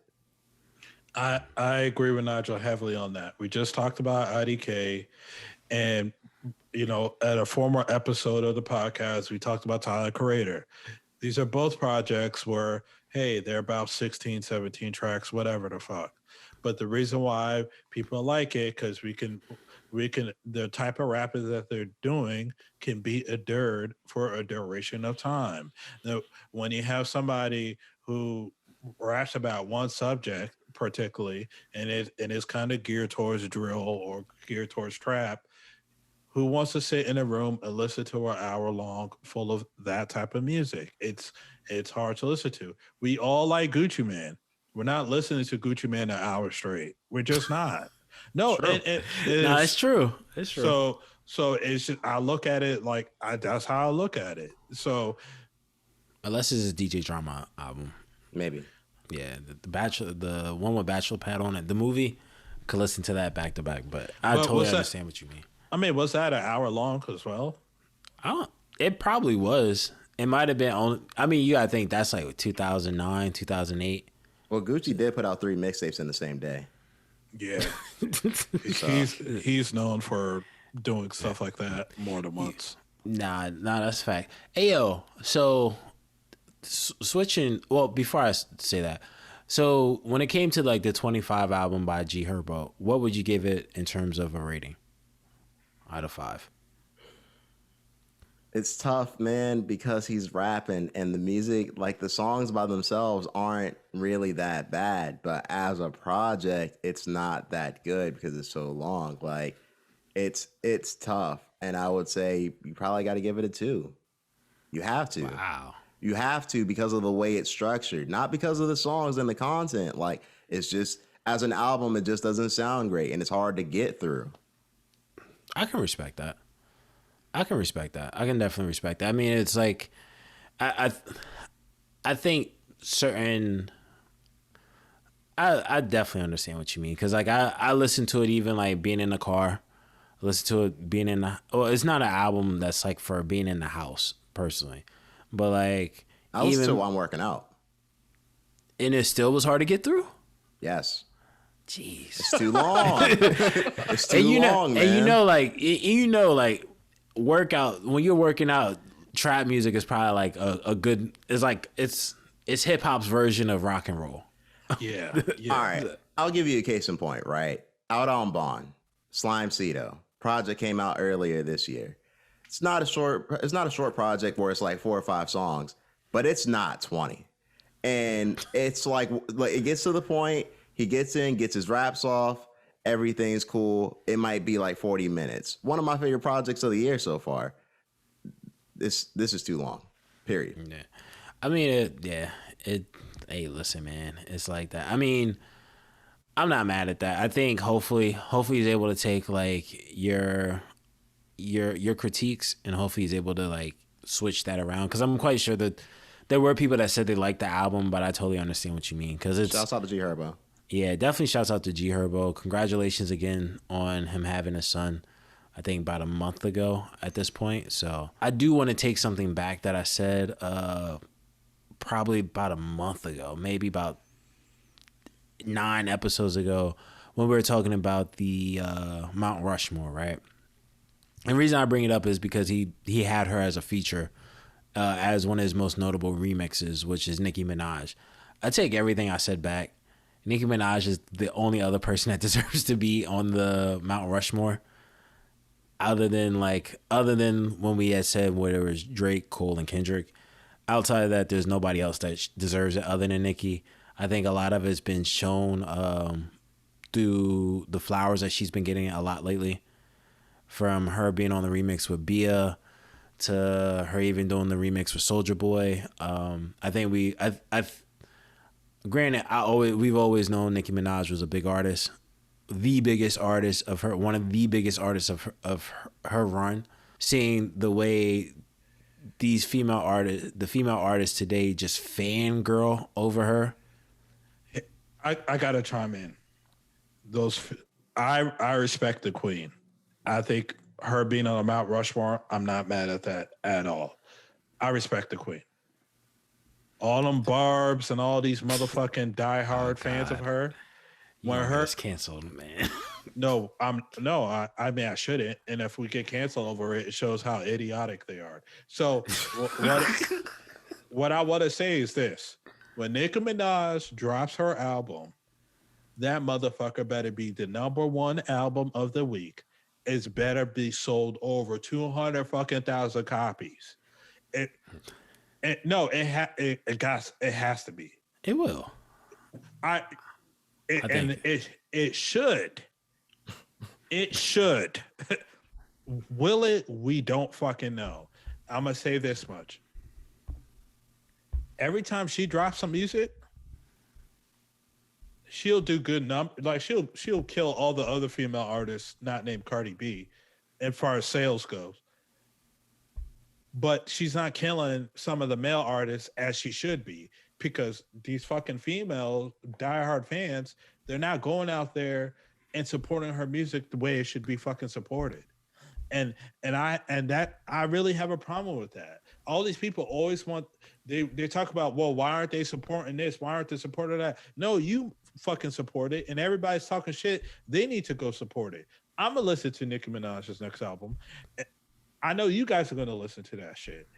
There's a reason why Cardi B, even though she's not better than Nicki Minaj lyrically, and you can even say musically as well with certain songs or whatever, but there's a reason why she's the number one female rapper.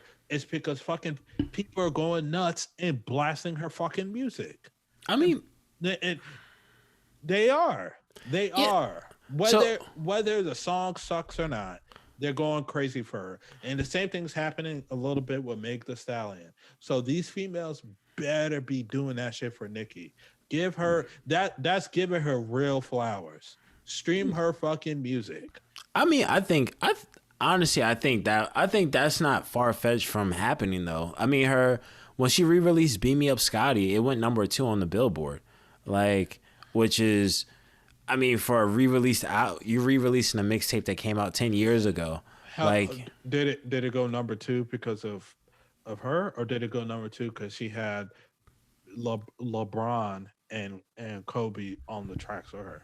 It's because of her.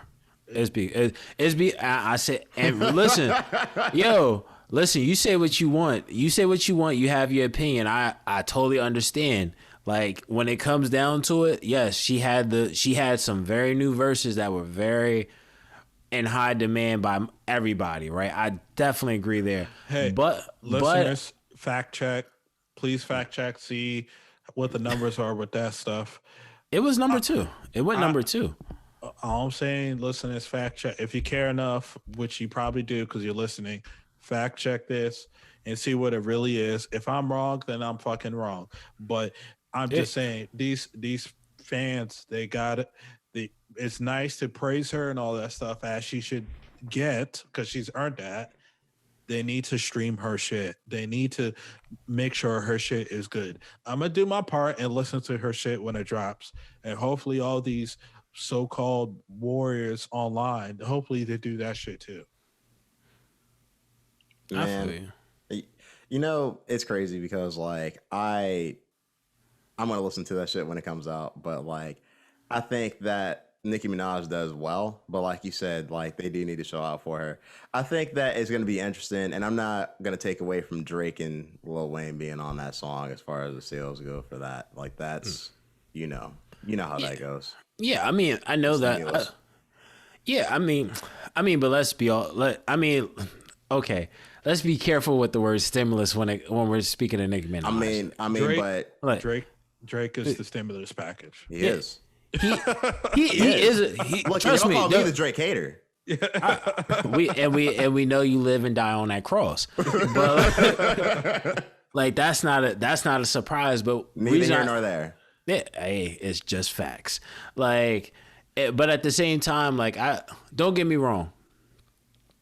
When you have artists like Drake, Wayne, that put a song that we have not, that if we're going to really be honest about it, that was subliminally campaigned to us for like maybe 2 days prior to the release of this joint, right? And the reason I say that is because the beat that they used for Seeing Green was like trending for like 2 days on Twitter. And everybody's like, yo, whoever this guy is who made this beat, someone needs to rap on it. And then they put all these different rappers on this beat. And then we find out that it's actually Nicki Minaj, Lil Wayne, and Drake. Like, don't get me wrong, that does play a factor. But I do believe, and it actually was, I believe it actually was like, that song actually helped her break a record where she was like, I believe it's actually something I read where it's like in 2021 was like that re-release actually made her surpass like Janet Jackson for like the most for the second most top 10 singles on hip hop and R&B charts with Seeing Green. But even that song only debuted for second most top 10 singles for like female artists. Yeah. Oh, okay. I was gonna say like, man, I know she's up there, but number 2, like, holy shit, who else did she beat out? Yeah, well, but for female artists, that makes a lot of sense. Yeah. Yeah. Like, from what I'm reading, it's like the The 2021 re-release also made Nicki Minaj surpass Janet Jackson as the female artist. Surpassed Janet Jackson as the female artist with the second most top 10 singles on the hip hop and R&B songs chart, with Seeing Green debuting at number 8 without being officially released as a single. So That's crazy. Shout out to her. Yeah, as she's the queen. Yeah. So like I think at the end of the day, I think her barbs are always going to show out for her. And even like from what we saw trending in Twitter, like the fanboy and her hive is so strong that when she puts out an album, I think it without question it'll go number 1. Unless of course like we saw before when Travis Scott pulled out an album. I mean, let's be real. Travis Scott, he's a global phenomenon. Like he's making people who don't even listen to rap music tune into his shit. So Nicki, I'm not saying that she doesn't make people who don't listen to rap music tune into her, but that's just not what she does. Yeah, While Travis Scott, there's people who are like, I only listen to fucking rock music. I fucking hate rap. But when Travis Scott comes on, I'm buying that. So that's what so there's a difference with it. And I mean, there is. Who's the bigger artist? Nicki. I would say Nicki Minaj is the bigger artist at the end of the day. And the reason why and that's cool. That's totally fine. We can have separate opinions. That's totally fine. She's more she's the better rapper between her and Travis Scott, hands down. But I think Travis Scott is the much bigger artist. At this moment in time, Travis Scott is a bigger artist. I mean, to each his own. Like that, and there's no. He's crossing different genres, bro. I'm just saying. And listen, I'm not disputing that. The thing I'm saying is that when it came out to when they both released their albums, the thing that, and this is kind of what helped probably change the rule.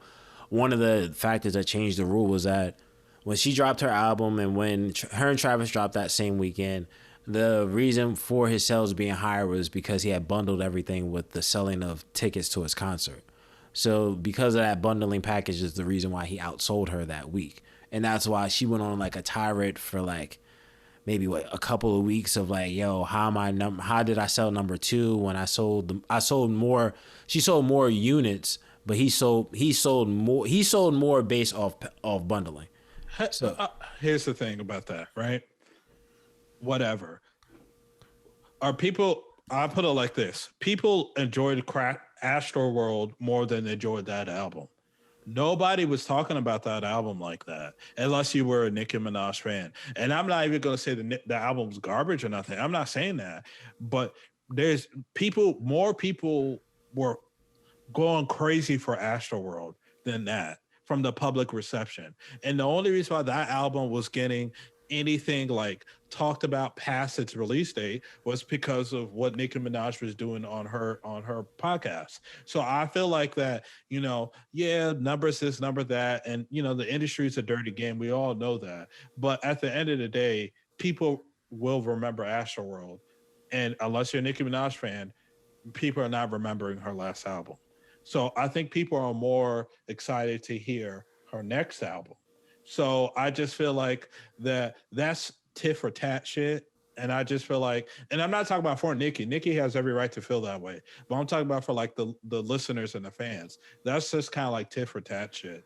And let's be real. You said, you're trying to use something to help boost why she's the bigger artist when clearly Travis Scott is a bigger phenomenon than Nicki Minaj right now. So I just think like with Travis Scott, you don't have to get into back in 2018 when he did you don't have to do that. You go to a random kid on the street, Nicki Minaj or Travis Scott, the kid is saying Travis Scott. So that's what I'm saying. Like, so it's just, and all three of us could acknowledge Nicki Minaj is the better rapper between the two. She can wrap circles around Travis Scott, but Travis Scott is the bigger artist.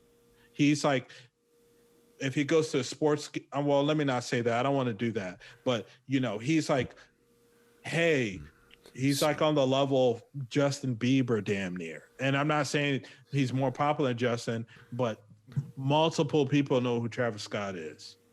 So you would say that fandom wise, there's more fandom for Travis Scott than there is for Nicki Minaj as a whole. Correct. That's what I'm saying. So I'm not saying that Nicki doesn't make any better music, because music can be subjective. What I'm saying though, there's a lot more fans for Travis than there is for Nicki across genres. That's what I'm saying. There's people who listen to Travis who don't fuck with rap music. That's I respect your opinion. Not the moment, Yeah. I respect your opinion. I respect your opinion for the most part. So, I mean, the Barbs are louder and like they definitely have more of a presence on social media though. They'll form up against somebody, unlike the way they would for Travis. You know what I mean? Because the Barbs are just like that. Right. The Barbs, they're like a cult following, kind of like the Beehive. They have cult following. So shouts out. It's like the Playboy Cardi thing. He has a cult following. People go nuts for his shit. He could fucking come out and say, "Hey, rap sucks," and people will love him for it. So I just feel like that's just my take on it. Is there anything else before we close the show out, guys? Yeah, like I mean, I respect your take. Don't necessarily agree all the way, but I mean, like we said, it's a difference of opinion. Only thing else I would have to say is I do want to let people know that Vince Staples came out with an album that's self-titled Vince Staples. Really dope, pretty dope album. Different sound. I prefer this sound over the sound he was going for with like the album where he had Big Fish on it, which was like more techno. This is more of like this reminds me of the album where I think it has Hell Can Wait. Oh, okay. I like that Vince Staples, or like Summertime Vince Staples, Summertime 06, I think it was. Yeah, Summertime 06. Like it's kind of like, to me, it's more, the sound is more of an evolution of that. Like it's not heavy. Like the beats are very, I guess you could say, in the terms of what Apple's new thing is of spatial audio. So it's kind of, it's not heavily like a boom bap or like heavy with beats, but it's very open beats where he's just rapping, of course, having the jail calls from like his homies that are in jail, as well as having just like talking about like his surroundings and his friends, family, so on and so forth. So to me, I think it's more of the Vince Staples that I think most of us wanted to see him progress into after Summertime 06. So I would definitely suggest people to check it out, as well as he has I believe he has a not a mixtape, but he's actually releasing a comic book that's, you can pre-order right now. It's called Vince Staples Limbo Beach, which I believe is actually written by Vince Staples, Brian Edward Hill, who's responsible for Batman, The Outsiders, and Titans, as well as Chris Robertson, who's responsible for Children of the Atom, and Buster Moody, who's responsible for writing in Teenage Mutant Ninja Turtles. So shout outs to Vince Staples on that. I think that's going to be pretty dope, especially coming out with his own comic book series. I think it kind of fits his persona. So definitely tell people to check out his album, as well as pre-order his comic book that you will receive probably around Christmas time. Shouts out to Vince Staples. I'm going to listen to the album. As far as anything else for the listeners go, I don't have much to say, except that they can follow us at the Highly Advised Podcast on YouTube. Yes, sir. Highly Advised Podcast on Instagram. And Advised Highly on Twitter. You can follow me at relaxandilg_Jackson. I'm going to let Spence announce himself this week. And then I'm going to let Lau announce himself this week. Okay. As Nigel said, with no further introduction, you can follow me, Spence, at St. Kitch, st.kitch. Lau, drop your handle real quick. Boom, boom, boom, boom. It's the motherfucking main event. It's your boy Big Cozy 2 Cozy at Big Cozy 2 Cozy at Instagram, on Instagram, whatever the fuck you want to say. Follow me and follow my homeboys too, because all three of us have a special move, and it's called breaking your goddamn neck. Jeez. Yes, sir. Yeah. The level of violence, man. We got anything else? It looks out like we predicted earlier. This looks the series between the Bucks and the Suns looks like it might go to Game 5. Right now it's halftime. I believe the halftime score is 45-60. Bucks up. Oh, Bucks, shit. Yeah, Bucks are up 45-60. That's not that bad, though. It's not that bad, but I mean, like, based off what we've seen in the series so far, it looks like they're off to a more promising second half if they can keep it up. So, 5 games probably. Max. I thought the Bucks would be losing by halftime tonight. I'm kind of surprised, actually. So that's kind of dope. I'm not surprised. I mean, the Bucks are the better team defensively. You know, it was just so alarming the first 2 games where you have Holiday, you know, who's supposed to be a defensive stalwart for the team, fucking up as much as did. Giannis, of course, you know, taking 20, 30 seconds at the free throw line, doing, you know, I don't know what's going on with him with that. And then Chris Middleton, he's not supposed to be the number one guy. The number one guy is supposed to be Giannis, but of course everybody's relying on Chris because he shows times of, you know, he could ball out. So once the Bucks are connecting together defensively, they're fucking powerhouses. They know how to, you know, do their thing. It's just, are they consistent with it? That's the fucking problem. But there's more to say on the next episode of the Highly Advised podcast. Yeah, absolutely. As my co-host said, we'll more than likely by the end of this game, he'll probably have Giannis may have a triple-double from what it looks like. He's already approaching a double-double. But as my co-host said, we will find out more when we get into the next episode. Probably by the time you hear us again, we'll probably be telling you who won. Well, we will be telling you who won, and we'll be preparing for something else that comes next week.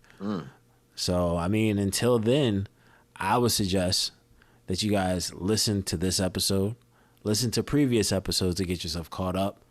I mean, there's 64 episodes to listen to, plus some additional ones. So, Okay. Yeah, go back, listen. And yeah, I mean, this might be a little offhand, but I will also tell everybody, when you go listen to the podcast, rank us. And I ain't even gonna hold you. If you give us a 5-star ranking, put a question or something, in your rating, and we might hit you back. If we see a 5-star rating, we might hit you back, or just leave us a rating. Tell us your opinion. If you have constructive criticism that's beyond what we see on our YouTube comments, go for it. And if you're in the YouTube comments watching this right now, leave a comment, like, share, subscribe.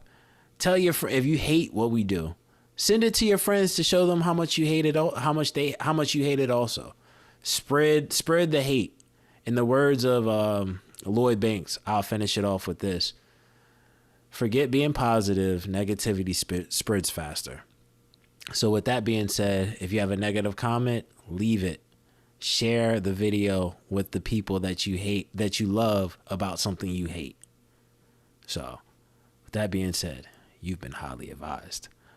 You guys got anything else or no? I was gonna let that be the end.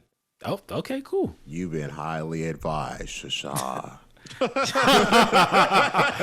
Yo, so we decided to come back at the end of the show because we had an update on Conor McGregor's situation and, you know, some of the fallout from the fight, you know, earlier today. It is a Monday and we are here, and we decided to give you guys a little bit of an update on what's going on. With that being said, so initially, let's start it off with, as anybody knows, Conor McGregor did break his leg. He broke his tibia. He came out and said during the fight with Dustin Poirier in UFC 264, and he had some words for us after his recovery from his surgery. In so many words, he pretty much said the win was illegitimate. He's got about 6 weeks until he's fully recovered and he'll start back training. How do you guys feel about that? Do you think he actually meant six weeks and then I'll be training, or 6 weeks and we'll see what the future holds? 6 weeks and I'll learn how to walk. That's he said 6 weeks on the crutch. So he said 6 weeks on the crutch. Yeah. When I mean, hold on, what? Nah, I man. mean, he's not going to be bedridden for 6 weeks. No, that's okay. That's fine. He's probably not Yeah. bedridden right now, but Right. 6 weeks off. I just broke my leg. You know what I mean? No, he said 6 weeks on the crutch. You with it. So I know that you gentlemen haven't had surgery, but when you have surgery, they don't keep you mounted to a bed. The first week, hey, you on a bunch of drugs. You need to be on bed rest. That second week, hey, you're going to see the orthopedist. You're going to go see the physical therapist right away to get it go. Because if not, all the muscles and shit is going to start getting weak and all that. They started early, especially when you're. And my physical therapist was telling me, for athletes, especially at the professional level, sometimes they have them doing it the same week that they get surgery done. So they have them start out but that's because their bodies, they're so athletically, gifted. They're able to start that early compared to the average person who's not athletic as somebody on a professional level. So his timeline, I don't think it's a far-fetched or ridiculous time far as him getting, when he says 6 weeks on the crutch, then back to blah, blah, blah. I mean, I don't think he's going to be training after 6 weeks. No, but him being like physical therapy and learning how to walk again. Yeah, that's realistic. Okay, so I guess the question is, between like the three of us, when do we all think he's going to be able to fight again? Because we all know that Conor McGregor is going to try to fight at some point in time. 2022, it would be the earliest. Yeah, I got at the earliest I got is like next summer. Yeah, I agree. Because I mean, if you look at it, right, like to be honest with you, seeing Conor, even when he broke it, right, he was ready. Even when Dustin was like walking out of the cage and talking, he wanted to get up and stand on his feet then, and they had to keep telling him, no, you got to sit down. So I think with Conor, he's going to be a little too. I feel like he's going to be a little too eager, possibly, and I hope it. I pray it doesn't lead to a re-injury or him hurting himself again, but. If not, I mean, heck, look at what happened to Anderson Silva after he lost to Chris Weidman and he had that freak accident in the first fight. I think it took at least a year. I think until you said 2 years. Yeah, 2 years. Yeah, and essentially it was like it wasn't like he broke his ankle; he broke like his tibia, which I'll correct me if I'm wrong because I don't know what part exactly that is, but I know it's above your ankle. Well, here's the thing, right? Like, I think that Conor comes back towards the end of next year, only because, like, I don't know, it's just going to take him a little bit of time to come back, and because of the type of injury, it's not all leg breaks are different. So his leg isn't Anderson Silva's leg, isn't Chris Weidman's leg, right? But at the same point in time, he did just break his leg, so it's going to take him a little bit of time to get back in the motion of the thing. So I just see him taking at the least until late next year. Me myself, I say around maybe September, August. I think the biggest takeaway from watching that video, though, was the way he talked, as if he was winning the fight already. Because even he said, he was like, had it gone to the second round, I would have really showed you what I had to offer, essentially. I mean, it's Conor. I mean, when Joe Rogan interviewed him, he was like he was punching the bleeding head off of him, kicking the bleeding legs off of him, and it's just Conor talking. And like, if you as a fan or a casual fan or whatever, even a Conor hater, bought into that, he did his job. Because now, you got invested into what he's saying. When he was saying that shit, anybody, with a brain between their fucking eyes, they know, like, he lost that round. I was going to score a 10-8 if he survived it. I think 2 judges scored it at 10-8. And it was clear that Conor lost that round. And yes, we don't know how the second round would have happened. Hence, Michael Chandler, Charles Oliveira, where Charles Oliveira looked like he was about to get knocked out. And now look at him now, he's the champ. But it was looking like Dustin was going to do more of the same in the second round. So when he was saying what he was saying, I'm like, that's just Conor talking. That's the machine. I mean, not the machine, but that's the marketing power that he got. So it didn't really. I didn't feel no type of way about it. I'm like, that's just Conor being Conor as usual. The thing is, Ronda Rousey even pointed it out. Like, as soon as he fell on the ground, he was already talking about like ways to, buy his way into the next fight with Dustin. Like, I got to give him a little bit of credit because, like, for a dude who just broke his leg, his mind seems to be like, all right, what's the next step? You know what I mean? Like, and I know that's like very difficult pain. You know what I mean? So like, it's cool. I thought it was interesting to see.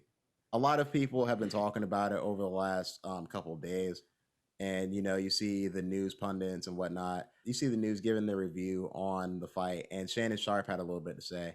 Me personally, like, I try not to watch the ESPNs unless it's like actual MMA people, or at Fox Sports 1. They don't have an MMA show. So it's like I enjoy both of their products to a certain degree, but they're not for the most part MMA analysts. Like, if you want to watch them, watch DC, watch Ariel, watch Kenny Florian, watch anybody else than any of those people. I think that's the biggest gripe most MMA fans have overall, not even just UFC, is that, and primarily UFC, because that's the only sport that they cover out of MMA primarily, is that you have people that are new to the sport telling you what is really happening in the sport, like, and just playing into it, right? Anytime someone tells me, Shannon Sharp says, hey, Conor's not even a top 5 fighter. Even if he beat Dustin. Yeah, exactly. If you beat Dustin Poirier, you still wouldn't be a top 5 fighter. He would have beat the guy that passed on fighting for a belt to fight him for a payday. I have a couple friends who, they don't really watch UFC, but they know who Conor is. They know John Jones. They know the big name guys, but they still don't know Francis Ngannou, Kamaru Usman. Yeah, like that's a casual fan. So when Shannon Sharp, Stephen A., Skip Bayless, Max Kellerman, even though Max, he's a figurehead in boxing, when they all talk about MMA, their audience is the casual fan, or the fan that doesn't know anything about MMA. That's their audience. So because that audience is going to buy in and be like, oh, you know what? You're right. What they're saying, it makes sense, blah, blah, blah. We know what they're saying is crock of shit, or they're just thinking of shit, on the go. Kind of shit. Right. Like when Max Kellerman and Teddy Atlas was doing the post desk show, and we knew, like, hey man, they're trying to think of something to say. They just don't know what they're talking about. Yeah. And Joe Rogan, when they brought it back to him, DC and John Anik, Joe's like, yeah, I completely disagree with everything they said. And he tried to give a more technical breakdown of what happened in the fight. Now, I think like Shannon Sharp, what he was saying, I'm not mad at the stuff he was saying, because once again, I'm looking at him like, okay, he doesn't really know the game of MMA. He barely knows anybody outside of the top stars in the game. And if he has to reference somebody, that's not Conor McGregor, Habib, or whomever, he's looking down at a script, they'll say the person's name and the record, et cetera, et cetera. So I wasn't mad at what he's saying. Yeah, there were some stupid things that he did say in that thing. Like, for example, if he beat Dustin, he would even be top 5. Us MMA fans know that's ridiculous. But to the casual fan, they don't know who Dustin is. They think Dustin is some run-of-the-mill fighter. And if Conor can't beat Dustin, he's really washed up. And the only reason why they're hanging on to Habib, it's not because of what Habib can really do. It's because the fact that Habib is undefeated. That's what kind of they cater to, like when boxing. Hey, this undefeated fighter, that undefeated fighter. They don't really cater to who's actually good and who's not good. Not saying that undefeated fighters are bad fighters, because obviously they're not. They're undefeated for a reason. But there's really good fighters who have maybe 1 or 2 losses on their record. So I just think that this will not change. It's good and bad. It's good because it helps bring MMA to mainstream sports media when you have the mainstream sports figureheads talking about it. But it's bad because it's also giving false knowledge and false narrative to the fans, where if they want to be interested in the sport, they're going to start running with narratives with people who don't cover the sport at all. They only cover it when Connor's fighting. So, and I just feel like that. So I agree, but also disagree with Uncle Shannon Sharp's take. At the end of the day, if you're not knowledgeable about something and you're speaking on it and you're speaking to an audience that believes whatever you say because they believe you know more than them because they're a casual fan, it's dangerous. Because then it gets to a point where you have a real conversation with someone that actually knows the sport or whatever, even if it's at a lighter level than someone that's like fully immersed and ingrained in it. You're just going to sound like, hey, this guy doesn't know what he's talking about. He needs to get out the room. And that's the biggest problem. I think, to me, my thing is the people I would respect hearing from are your Ariels, your Chels, DC's, Joe Rogan, Dan Hardy, someone like that. But when it's like, even like Stephen A. Smith one time, like I would say he was probably at the crux of it initially when they were trying to put him into the sport, but everybody was like, this dude knows nothing of what he's talking about. You know, I don't really like watching Stephen A. Smith talk about MMA. I'm not going to lie. Only because sometimes I can tell he puts on and it's just like, all right, like, enough's enough, Stephen A. Like, Stephen A's going Stephen A. And that's cool. But, like, when it comes to MMA, I'd much rather just hear somebody get to it without all the theatrics. Shannon Sharp, I can tell he watches MMA. And he was talking about Kamaru Usman when a lot of people weren't talking about Kamaru Usman. And I give him credit for at the least being a fan of the sport and trying to talk on it. But I'm not, when I hear him talk, it's just like, all right, like I can tell you're not into it, like really into it. He's the same amount of fan that Stephen A. is Possibly. a fan. Casual.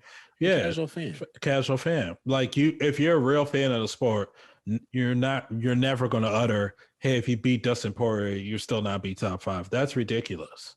Yeah, I mean, the thing that stuck out to me was the whole thing with when he brought up Ronda Rousey and saying like, oh, people that changed the game were like Amanda Nunes, Holly Holm. And I'm like, Amanda Nunes, right? Holly Holm. Yeah. I mean, so Amanda Nunes, I 100% agree. Holly Holm did do something very amazing. She did, but that's like the highlight of her career in the sport, I would say. Exactly. Like what she did, like it changed the sport. But she was the conduit to changing the sport. It was like she beat Ronda. She was the perfect person to beat Ronda. Yes. Then she lost the belt right after that. And then it was like, don't get me wrong, Holly Holm, highly respect her as a fighter, amazing boxer, so on and so forth. She has a pedigree and she has a record that speaks for itself. So she deserves to be where she is. She deserved to be the champion. But like when to me, my thing is this: she's not Amanda Nunes, and she's not who Ronda Rousey was. Exactly. When you're speaking of the Conor McGregors, the John Joneses, the Amanda Nuneses, the Ronda Rouseys, Holly Holm's not the first person that comes to mind. She comes to mind because she beat Ronda Rousey. She did the impossible. Yes, I will give her that. We definitely have to give her that. But other than that, like, yeah. I think. I don't want to sidetrack a little bit, but I want to keep it since we're on the topic. This whole thing about like the Conor McGregor thing, because you know they're going to be talking about this shit, is that it really reminds me of Conor. Really reminds me of like Mike Tyson, right? Remember when Mike Tyson got beat up by Evander Holyfield twice? You know, his back. Yeah, and Evander is Dustin Poirier. That's all this reminds me of. Conor's still going to get love. Motherfucker's still going to tune into him. Skip Bayless said he was going to watch it, but he knows that his best days are behind him, this and a third. And I feel like everybody may be right. Conor's best days may be behind. Maybe he cannot beat Dustin. Maybe he cannot ever beat Charles Oliveira or Justin Gaethje, blah, blah. It doesn't mean that the guy can't beat anybody in the top 10. It doesn't mean that. I mean, yes, he has to prove himself, but it doesn't necessarily mean that. And the thing about the sport of mixed martial arts, you have a lot of fickle fans and you have a lot of fair weather fans, right? As soon as somebody loses, you start to see people jump off the bandwagon. And just like the young lady, Valerie Loretta, there was a lot of hype behind her. She lost her first fight, and people are oh, this and a third, she sucks, da da da. Not ignoring the fact that was like her fourth professional fight, and she's only like 23 years old. Yeah. I mean, So I think that Connor will be back. I seriously hope, and of course we're nobody in the SBG Ireland camp, but I seriously hope that he takes some fights where he can, win just to get that under his belt and get his time back in the octagon, man. Because if he's going straight for Dustin again or going for whoever's the champion again at 155 or hell, even a top contender at 170, he's going to get smoked. I mean, he's going to get smoked, and I agree there because not just because of the competition level, but to be out from an injury for so long. Right. Like exactly. And when he fought Dustin the second time, he even said, "Oh, this was like a tune-up fight, and I realized I got ring rust." So to take a big break and to quote unquote have ring rust, though Dominic Cruz would say it doesn't exist. It's okay. You had ring rust. You took a break, had ring rust, had a rematch, lost, had an injury that's probably going to set you back at least a year, possibly, before you can step into the octagon. At the least. At the very least. So I think, in the words of what Dominic Cruz said, I think he has to own the loss, which I think is going to be the hardest part for Conor, especially when he's saying like, "Oh, it's your win is illegitimate." He won at the end of the day. No matter if it's through a stoppage or whatever, on the books, it is going to say, hey, he fought Conor McGregor 3 times and he beat him twice. One was due to a stoppage of an injury. So, hey man, the next fight for Conor is Nate. Nate Conor 3. That's it. Nah, I think that's too early. I don't even think he should fight Nate first. I think he needs call the Korean Zombie, bro. The green head zombie. My bad. Nah, he doesn't have to fight. He's they're 2 different weight classes. I'm just saying. I'm just throwing shit out. But I just feel like that. I just don't want to see the Nate fight. I really don't. I feel like that piece of history is already over. That's maybe whenever Conor finally decides to retire, you could revisit it. But what I'm saying is like, we got to give credit to Dustin Poirier too, man. He's definitely the number one lightweight in the world. And he has been ever since Khabib fucking left. And shouts out to Charles Oliveira because he is the champ, but Dustin is the guy to beat right now. And I just feel like that Dustin Poirier deserves all the credit in the world. He showed up, did his job. It's not his fault that Conor broke his fucking shit. And Dustin was doing his job before the end of the round anyway by putting it down on Conor. And I think it's hilarious that Conor in one video, I don't know if you guys seen it yet, but he was like, "Oh, besides my ear, I don't see any blood, any scratches, any blood and all that." And he's right. But I was just kind of like, yo, you were getting hit. Like it elbowed. Yeah, whether you swelled up or you got cut up and scarred does not change the fact you were still getting hit. A lot. Exactly. Yeah. But go ahead, Spencer. Well, no, I was just gonna say exactly. Like, I mean, I think at the end of the day, he has to accept it for what it is. Like, you lost. You may have had whatever you want to have the excuse be of how Dustin didn't do enough. It was because of a freak injury. The end of the day is you lost the fight, and that's just it. Like, I think as soon as Conor can get past that part, which I think is going to be a hard one for him, because I will say this. I do think Dustin has his number, and I think we've said it before. I think no matter how you cut the pie, the same result is going to end up happening again. So, I mean, I think for Conor, he just got to he has to accept the loss and take the time to build himself back up from the injury as well as his skill set in MMA. But I mean, only until then we'll find out. Only until when he comes back, we'll find out. Listeners, we are putting this out, and it's going to be on the end of the episode as well. Check out episode 64. Come on, man. The Highly Advised Podcast. You can follow us at Highly Advised Podcast on YouTube, Highly Advised Podcast on Instagram, and Advise Highly on Twitter. We will be back here on Thursday. You have been highly advised. You've been highly advised. Shasha.